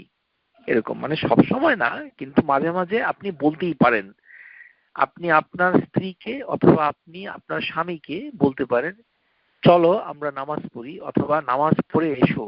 এই যে হুকুম করাটা, এটা হচ্ছে কোরআনের একটি হুকুম, ওয়ামুর আহলাকা বিসসালাতি ওয়াস্তাবির আলাইহা, এবং নিজে নামাজ পড়ার কথা বলে নিজেও নামাজ পড়াতে অবিচল থাকবেন, এরকম। তো এইগুলি রাসূলুল্লাহ সাল্লাল্লাহু আলাইহি ওয়াসাল্লাম করতেন। এখন কোরবানির মাংস, আল্লাহ বলছেন ফাকুলু মিনহা, যে এখান থেকে তুমি কিছু খাও। তো কোরবানি দিয়েছেন চাঁদের দেশে, তো মাংস খাবেন কোথায়? তো মাংস তো খাওয়া আপনার পক্ষে সম্ভব না। তো আল্লাহ বলছেন এটা খাও, এটা আপনার পছন্দ না। আপনার পছন্দ হচ্ছে যে বিশিষ্ট মানে মানে পরোপকারী হয়ে একটা দুর্গত অঞ্চলে কোরবানিটা দিয়ে দেওয়া, কিন্তু মাংসটা যে আপনি খেলেন না, আল্লাহ আজ্জা ওয়া জাল্লা যে আপনাকে বলল ফাকুলু মিনহা, তো এটা কোথায়, কিভাবে আপনি এটা আদায় করবেন? তো ওই যে খুঁটিনাটি বিষয়গুলো যেগুলো আল্লাহ কুরআনুল কারীমে বলেছেন, বাসায় এসেছেন তো একটু কোরবানির মাংস একটু খেলেন, একটা টুকরা খেলেন, অল্প একটু খেলেন, যদি ডাক্তারের বারণ থাকে আপনি হয়তো খেতে মানে মানে চাবেন না, তারপর একটু খেলেন, কারণ আল্লাহ বলছেন তো অল্প একটু খেলেন, অসুবিধাটা কি? তেমনি আমরা গত ক্লাসে আলোচনা করেছি যে মানে যে মহর, বিয়ের সময় সেটা আল্লাহ বলছেন, আপনি সেটাকে একটা খেলা অথবা মূল্যহীন করে দিলেন, বেলি ফুলের মালা অথবা 1 টাকা 1 পয়সা, মানে বিয়ে ইত্যাদি। তো সেইগুলো দিয়ে এই কথাগুলো কাজগুলো হচ্ছে না। তো একটি যেমন আল্লাহ হচ্ছেন আশ-শাকির, শাকির, যে আল্লাহ হচ্ছেন যে তিনি মানুষের কৃতজ্ঞতাকে মানে গ্রহণ করেন, শাকির। হ্যাঁ, তো তাওয়াব, আল্লাহ হচ্ছে আত-তাওয়াব, আমরা যখন তওবাটা করি আল্লাহ সেই তওবাটাকে গ্রহণ করেন, কিন্তু তাওয়াব হচ্ছে আল্লাহর একটি নাম, এরকম। তো এই কৃতজ্ঞতা আল্লাহ বলছেন ওয়াসকুরু নি'মাতাল্লাহি আলাইকুম, সূরা বাকারা আয়াত নাম্বার 231, যে তোমরা আমার নিয়ামতকে স্মরণ করো। কিভাবে স্মরণ করব? তো এটা একটা আল্লাহর একটা হুকুম। তো এই স্মরণ করার 3টা পদ্ধতি শেখ আল উসাইমিন তার তাফসীরের ভিতরে বলছেন। ওয়াজকুরু ইয়াকুনু বিকলবি, আপনার অন্তরে, হৃদয়ে, ওয়াল লিসানি, আপনার জিহ্বা, আপনার কণ্ঠে, ও জাওয়ারিহ, এবং আপনার জাওয়ারিহ মানে হচ্ছে অ্যাকশন, আপনার কর্মকাণ্ডে সেটা প্রকাশ পাবে, সেটাকে বলা হয় উযকুরু নি'মাতাল্লাহি আলাইকুম। যে নিয়ামা বলতে আমরা আপনাকে যেমন স্বাস্থ্য দিয়েছে, একটা রূপ দিয়েছে আপনাকে, আপনার চেহারাটা আপনি যখন আয়নায় দেখেন, কারোর চেহারাটা খুব সুন্দর হয়, হ্যাঁ, এটা আল্লাহই করে দিয়েছেন, কারোর চেহারাটা হয়তো ততটা সুন্দর নয়। তো এটাও একটি নিয়ামা, যে আপনার এই চেহারাটার জন্য আপনার দাম অনেক বেশি। হ্যাঁ, তো আপনার স্বাস্থ্যের জন্য আপনার দাম অনেক বেশি। আপনার মাথার যে শক্তি, আপনি ভালো ছাত্র, বিভিন্ন পরীক্ষায় পাশ করে আপনি কিছু ডিগ্রি হাসিল করেছেন, সেটা আপনার নিয়ামা। তো সেটার কৃতজ্ঞতা স্মরণ করার জন্য আল্লাহ বলছেন ওয়াশকুরু নি'মাতাল্লাহি আলাইকুম, তোমরা তোমাদের নিয়ামাগুলো, ফেভার গুলোকে তোমরা একটু স্মরণ করো। তো কিভাবে করবে? তো সে প্রথমে মুখে এই মানে স্মরণ করবে, ফাজকুরু লিন্নিসানি আন তাকুল, সে বলবে আনআমাল্লাহ আলাইয়া, যে আল্লাহ এটা আমাকে দিয়েছেন। এই যে আল্লাহ কথাটা বলে আপনি বলেন যে এটা আল্লাহ আমাকে এটা দিয়েছেন, আলহামদুলিল্লাহ, আল্লাহর রহমতে এটা পেয়েছি ইত্যাদি। তারপরে হচ্ছে এটা বিস্তারিত কথা প্রসঙ্গে কাউকে বললেন, কারণ এই পুরো ঘটনাটা আল্লাহর কথা দিয়ে প্রশংসা করে মানুষকে খুলে বলাটা সবাইকে বলা যাবে না, কেননা অনেকে বললে আবার হয়তো মনে করবে যে আপনি হয়তো গর্ব করছেন অথবা আপনার প্রতি হিংসা করতে পারে, এই জন্য সবাইকে সব কথা বলতে নাই। কিন্তু কিছু কিছু লোককে যারা ঘনিষ্ঠ, যেমন পিতা মাতা, ভাই, মানে এরকম ঘনিষ্ঠ শুভাকাঙ্ক্ষী, আলিম, তাকে বলতে পারেন, এতে কোনো সমস্যা নেই, যে আপনার প্রতি কোনো বিদ্বেষ রাখে না। তো তাকে বলবেন যে আল্লাহুম্মা লাকাল হামদু আলা মা আনআমতা আলাইয়া বিহি মিনাল মাল ওয়াল জাওজাতি ওয়াল আওলাদি ইত্যাদি, যে আল্লাহর রহমত, আমার মোটামুটি টাকা পয়সা, আমার ওয়াইফ, বাচ্চা কাচ্চারা ভালো আছে, ভালো করছে ইত্যাদি। হ্যাঁ, তো এইভাবে কথা বলা, কারণ হচ্ছে আল্লাহ আজ্জা ওয়া জাল্লা তিনি বলছেন ওয়া আম্মা বিনিআমাতি রাব্বিকা ফাহাদ্দিস, যে আমার নিয়ামতের কথাটা তুমি রিপোর্ট করো, অর্থাৎ বলো ইত্যাদি। তাহলে এই জিনিসগুলো দিয়ে আমরা যেটা বুঝতে পারলাম যে ওই আল্লাহর নামগুলো দিয়ে আপনার কাজে আনতে হবে। যেমন আল্লাহর নামগুলো দিয়ে যেটা সমস্যা বেশি, সেটা আমরা একটু ডিটেলস আলোচনা করতে চাই।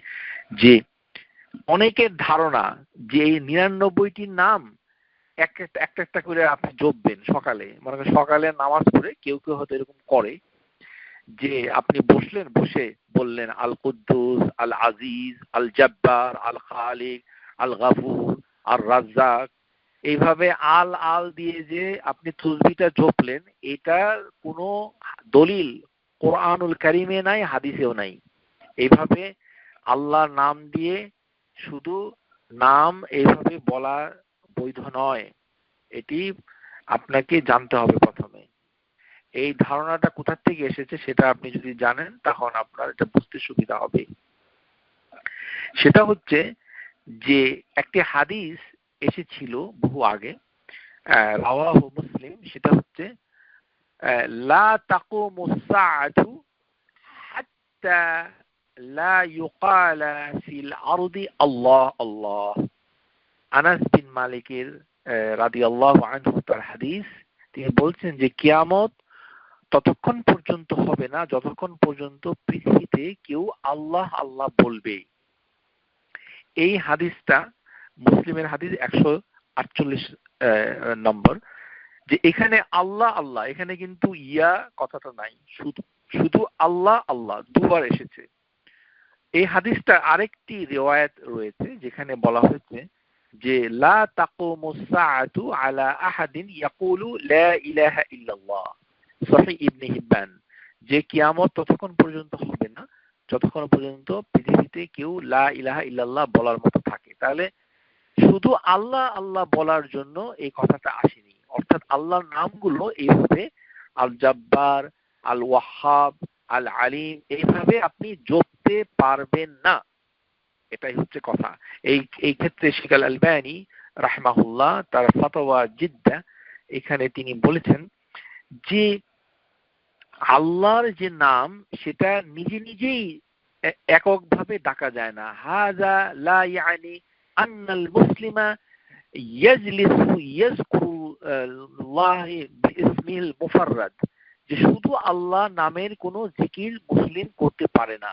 ফায়াকুল মিয়াতুন মাররা, কেউ যদি 100 বার আল্লাহ আল্লাহ আল্লাহ আল্লাহ কামা ইয়াফআলুন, সেটা করে কাসীরান মিনাত তারিক, এই পদ্ধতিতে করে, তাফসীর রিওয়ায়াত ইমাম আহমদ আল মুসনাদ, যে এটা তখন বৈধ হবে না।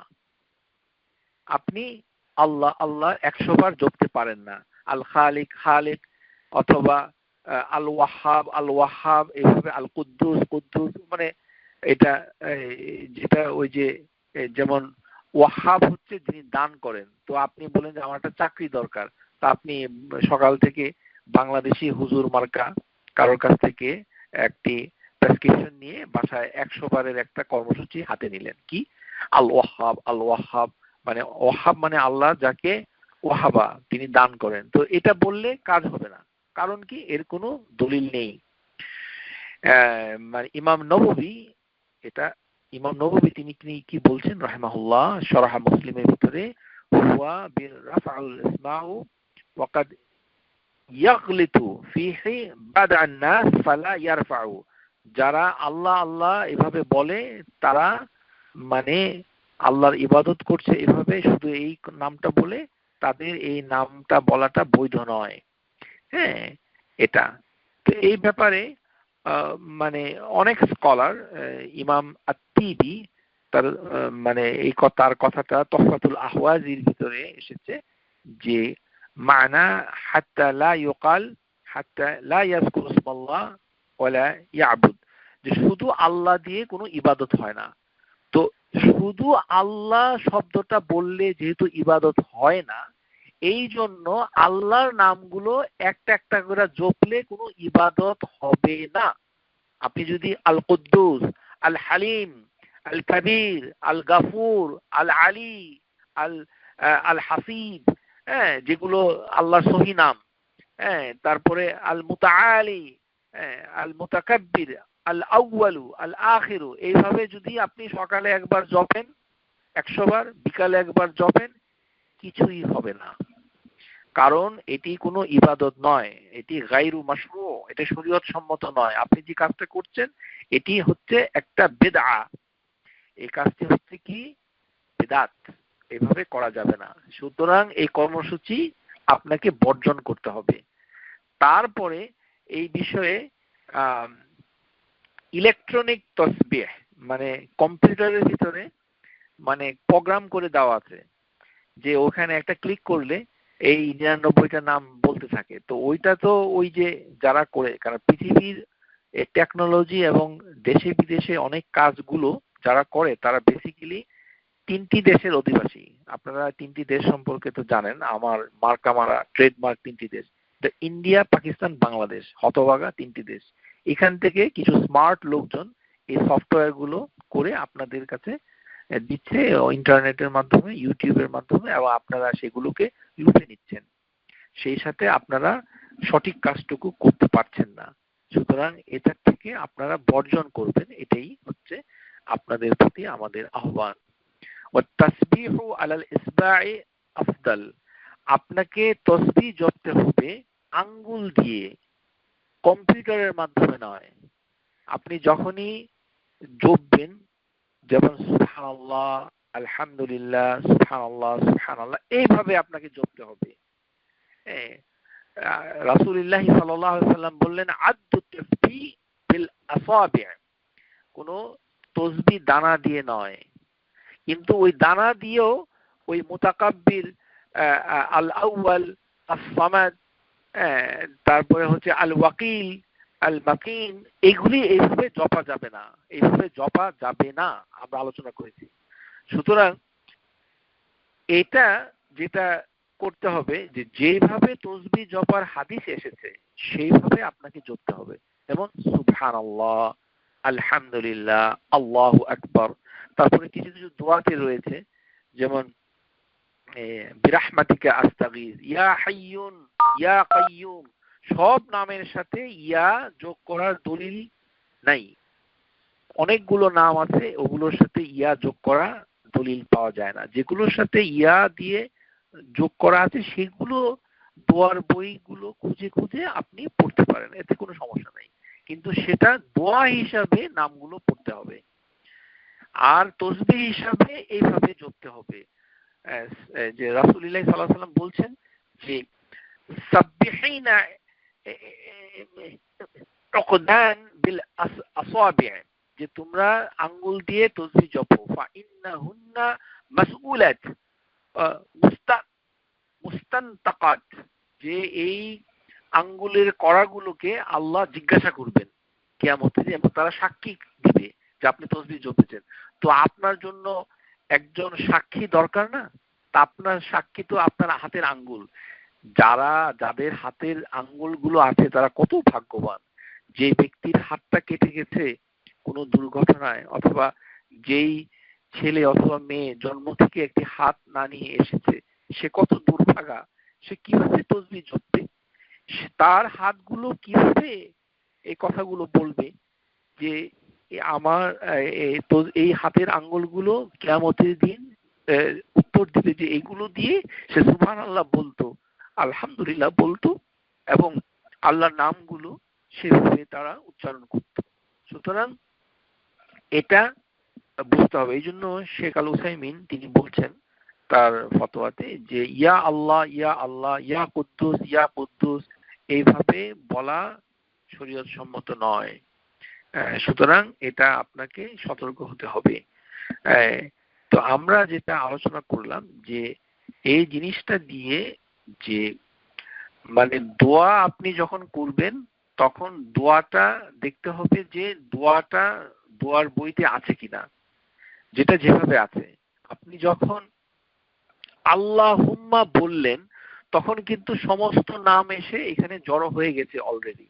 আল্লাহুম্মা অথবা রাব্বি বললেও অনেকগুলো নাম রাব্বির সাথে চলে আসে। এই জন্য নামাজের 2 সিজদার মাঝখানে যখন আপনি বলেন যে রব্বি, তারপরে ওয়ারজুকনি, ওয়াআফানি, ওয়াহদিনি, যে এগুলো কিন্তু আপনি আল্লাহর কাছে চাচ্ছেন যে আল্লাহ আমাকে এটা দাও।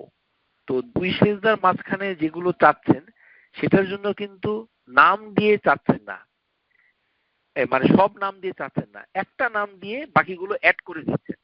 প্রথমে আপনি আল্লাহুম্মা দিয়ে শুরু করতে পারেন অথবা রাব্বি দিয়ে শুরু করতে পারেন। তো রাব্বি দিয়ে যদি শুরু করেন, রাব্বি ওয়াহদিনি ওয়াজবুরনি ওয়াআফানি ওয়ারজুকনি, এই যে 2 সিজদার মাঝখানে আল্লাহর কাছে চাওয়া হচ্ছে, এটা অত্যন্ত গুরুত্বপূর্ণ। 2 সিজদার মাঝখানে বসে অনেকক্ষণ বসে যেই চাওয়াগুলো আছে সেগুলো আপনি চান, তাহলে ওই আল্লাহর কাছে চাওয়া হয়ে যাবে। তো এখানে আল্লাহ অথবা রব দুটার একটা আপনি একভাবে দিয়ে দিলেন, তাহলে বারবার ইয়া যোগ করে চাওয়ার দরকার নাই। কোনো কোনো ক্ষেত্রে ইয়াটা আছে, কোনো কোনো ক্ষেত্রে নাই।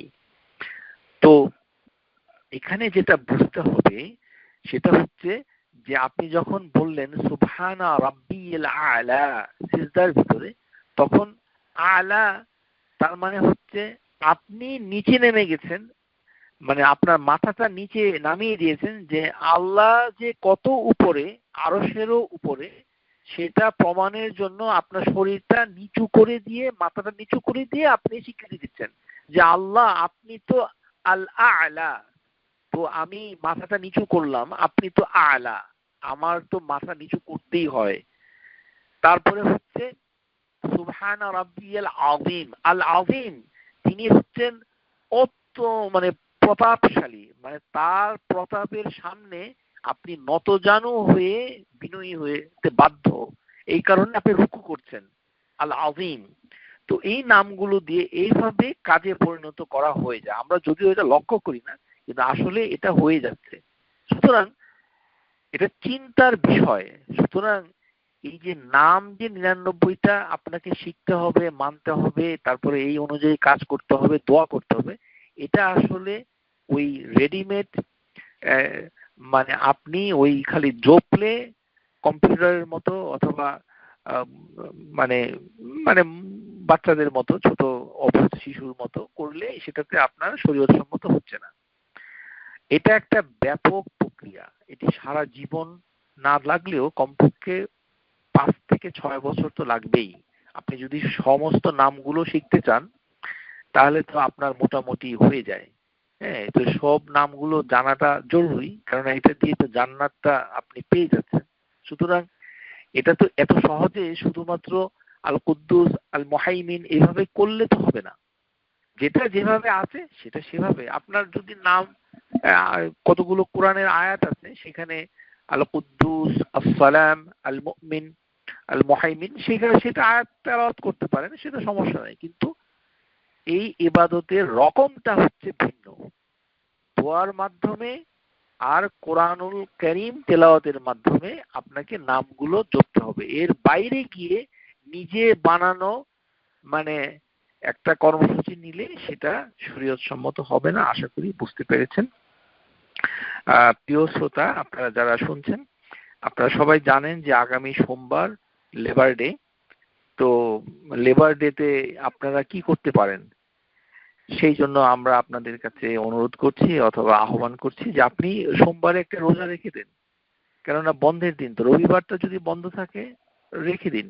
কারণ কি, যে এই মাসটুকুকে আল্লাহ সুবহানাহু ওয়া তাআলা শাহরুল্লাহিল মুহাররম বলেছেন যে আল্লাহ নামটা যখন ইফাদা হয়ে যায় কোনো শব্দের সাথে, তখন সে মাসটার গুরুত্ব, তার মর্যাদা অনেক বেশি। তো এটি হচ্ছে শাহরুল্লাহ।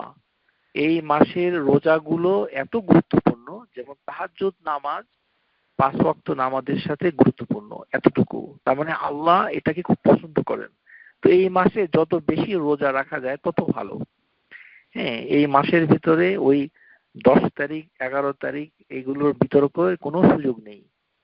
আপনাকে পুরো মাস মানে বেশি বেশি করে রোজা রাখতে পারেন। এই ব্যাপারে স্কলাররা এটা নিয়ে আলোচনাও করেছেন যে এই মাসের একটা উত্তম আমল হচ্ছে রোজা রাখা। কারণ আফদালুস সিয়ামু বাদা রমাদান শাহরুল্লাহিল মুহাররম। তো যেই এই মাসে তো যাদের অবসর আছে তারা রাখতে পারেন, বিশেষ করে সোমবারে যেহেতু ছুটি আছে সোমবারে রাখেন। কিন্তু সোমবার দিনকে, আশুরার দিনকে কেন্দ্র করে আল হুসাইনের আলোচনা করা শরীয়ত সম্মত নয়। এটা আমাদের সমাজে আছে যে আশুরা আসলেই আমাদের এক শ্রেণীর লোক পোস্টার ছাপিয়ে তারা আলোচনা করে হুসাইনের এই হয়েছে, মৃত্যু হয়েছে। তো আমরা এখন কি করব? ওনার যে মৃত্যু হয়েছে, তাকে জঘন্যভাবে হত্যা করা হয়েছে, তো আমরা এখন করবোটা কি? মানে এই দিনটা দোষ করলো কি? প্রথমে আপনাকে জানতে হবে যে দিনকে চিহ্নিত করা যাবে না, এটি হচ্ছে 1 নাম্বার। মানে সোমবারের রোজা মানে যে রাখার বিষয়টা যে নবী সাল্লাল্লাহু আলাইহি ওয়াসাল্লাম রাখতেন, সেটা কিন্তু জন্মদিনের কারণে উনি কথাটা বলেছেন। এটা কিন্তু ওই কারণে আপনি রোজা রাখতে পারবেন না। এটা কিন্তু একটা হাদিস দিয়ে হুকুম আসে না, ভালো করে শিখুন। যেটা অনেকেই ভুল করে থাকেন সেটা হচ্ছে যে রাসূলুল্লাহ সাল্লাল্লাহু আলাইহি সাল্লামকে একটা আনসার সাহাবী, তার নাম হচ্ছে আবি কাতাদা আল আনসারি, সাহাবী জলিল, সে গিয়ে বলল সুইলা আন সাউমিল ইসনাইন, হে আল্লাহর রাসূল আপনি কেন সোমবারে রোজা রাখেন? তো তিনি বললেন ফিহি বুলিতু ওয়া ফিহি উনজিলা আলাইয়া, আমি এই দিনে জন্মগ্রহণ করেছি, আমার উপরে এই দিনে কোরআন নাজিল হয়েছে। এই দুটো কথা রাসূলের জন্য খাস।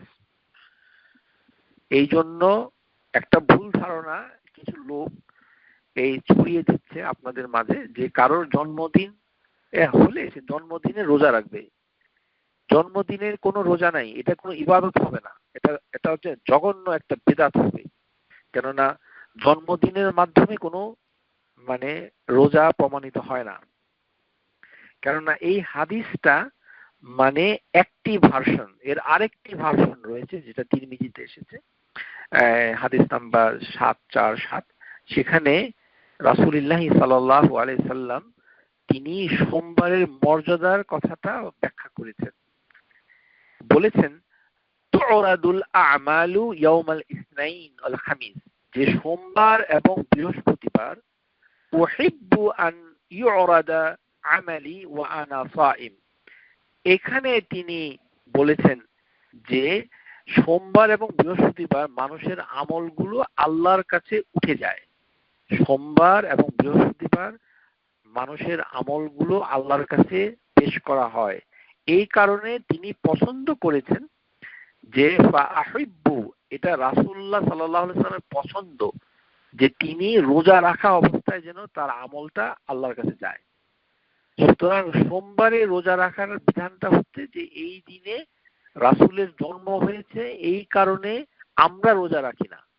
সেটা তিনি রাখতে পারেন, কেননা তিনি হচ্ছেন আল্লাহর রাসূল। তার জন্য কিছু বিধি এবং বিধান সেটা তার জন্য খাস, এটা আমাদের জন্য নয়। এই জন্য একটা হাদিস পড়ে এখান থেকে হুকুম নেওয়া যাবে না। সুতরাং জন্মদিন আর মৃত্যুদিন এই দিনটা কোনো দোষ করে না, এটা হচ্ছে প্রথম কথা। মনে করেন আজকের দিনে একটা দুর্ঘটনা ঘটে গেল, যেমন আপনারা পত্রিকায় দেখেছেন যে আমাদের নারায়ণগঞ্জ শহরের ফতুল্লা তল্লা এলাকা একটি মসজিদে মানে গ্যাসের বিস্ফোরণে মানে কমপক্ষে 40 জন ব্যক্তি আহত হয়েছে। এর ভিতরে 18 জন মুসাল্লি যারা মসজিদে নামাজ পড়তে গিয়েছিল তারা ইন্তেকাল করেছে। আল্লাহ মাগফির লাহুম জামিআন, আল্লাহ তাদের সবাইকে ক্ষমা করুন। তো এই যে দিনটার ভিতরে মানে ঘটনাটা ঘটলো, এটা একটা নজিরবিহীন, যে ইবাদত করার জন্য মসজিদে গিয়ে দুর্ঘটনায় আগুনে পুড়ে মুসল্লি মারা গেছে। এখন এই যে দিনটা, এই দিনটাকে আপনি কিন্তু বার্ষিকী বানাতে পারবেন না। এই দিনটার কি দোষ? এই দিনটাতে আপনার এই দুর্ঘটনাটা ঘটেছে, তার মানে এই না যে এই দিনটা যখন আবার এই আগামী বছর ফিরে আসবে তখন আপনি আবার এখানে মিলাদ মাহফিলের আয়োজন করবেন। এগুলো জঘন্য বিদআত এবং এগুলো শরীয়ত বিরোধী। এই জন্য জন্ম অথবা মৃত্যু দিনকে কেন্দ্র করে কোনো ধরনের তাবাররুক করা যাবে না, এটা থেকে কোনো বরকত নেওয়া যাবে না, এটাকে কোনো তাওয়াসসুল করা যাবে না। হ্যাঁ, তো সেটা হচ্ছে শিক্ষার বিষয়, যে জন্মদিনে কোনো রোজা নাই, আর হচ্ছে মৃত্যু দিনে কোনো মিলাদ নাই। মৃত্যু বার্ষিকী বলে কিছু নাই, তেমনি জন্ম বার্ষিকী বলে কিছু নাই।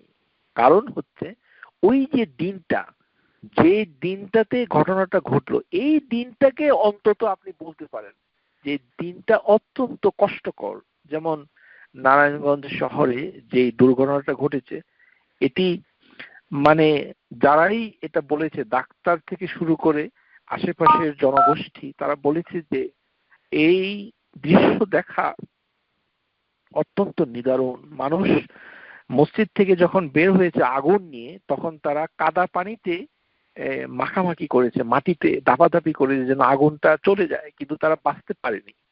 একটি বিভৎস, অত্যন্ত হৃদয় বিদারক এবং করুণ একটি দৃশ্য এবং ঘটনা সেটা হয়েছে। কিন্তু দিনটাকে যদি আপনি বলেন যে এই দিনটা ছিল অত্যন্ত করুণ, এটা আপনার জন্য বৈধ হবে। এর প্রমাণ হচ্ছে সূরা আল হুদ। আল্লাহ আযজা ওয়া জাল যখন লূত আলাইহিস সালামের একটি কাহিনী বর্ণনা করেছিলেন, তখন তিনি বলেছিলেন, ওয়ালাম্মা জাআত রুসুলুনা লূতান সিআ বিহিম ওয়া ওয়াদাকা বিহিম যারআ ওয়া ক্বালা বিহাযা ইয়াউমুন আসীব। আর যখন আমাদের প্রেরিত ফেরেশতাগণ লূতের কাছে আসলো, তখন তাদের আগমনে তিনি লূত আলাইহিস সালাম বিষণ্ণ হয়ে পড়লেন। তখন তিনি তাদের রক্ষায় অসমর্থ হিসেবে নিজেকে মনে করলেন এবং লূত বলে ফেললেন, এই দিনটা একটি বিপদের দিন। হাযা ওয়া বিহাযা ইয়াউমুন আসীব। এই দিনটাকে তিনি কি বললেন? ইয়াউমুন আসীব। সুতরাং একটা দিন আপনার জন্য দুর্ঘটনা হতেই পারে।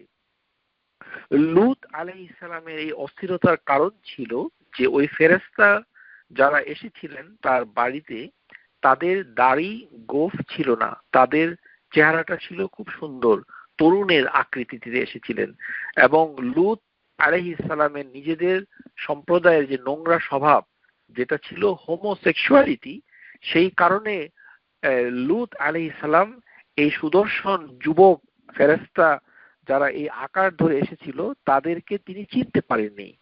এই তরুণগুলোকে নিয়ে তিনি কি করবেন, যারা তার বাড়িতে মেহমান হয়ে এসেছে, এবং তাদেরকে নিয়ে তিনি বিচলিত হয়ে পড়লেন। কারণ লূত আলাইহিস সালাম ছিলেন একজন দুর্বল মানে প্রতাপের নবী, তার সমর্থন ছিল না বেশি, তিনি খুব ভয় পেয়ে গেলেন এবং তিনি মানে কষ্ট পেয়ে বিচলিত হয়ে তিনি বলেই ফেললেন এক পর্যায়ে, অকাল, আল্লাহ সেই কথাটাকে এত স্পষ্ট করেছেন যে তিনি তার কিতাবে সেটা উল্লেখ করেছেন। এই জন্য আপনি যদি কোনো দিনকে বলেন যে আল্লাহ আজকের দিনটা এত কষ্টকর, এটা ঠিক আছে, অসুবিধা নেই, কারণ আল্লাহ এই কথাটা বলার আপনাকে অনুমতি দিয়েছে।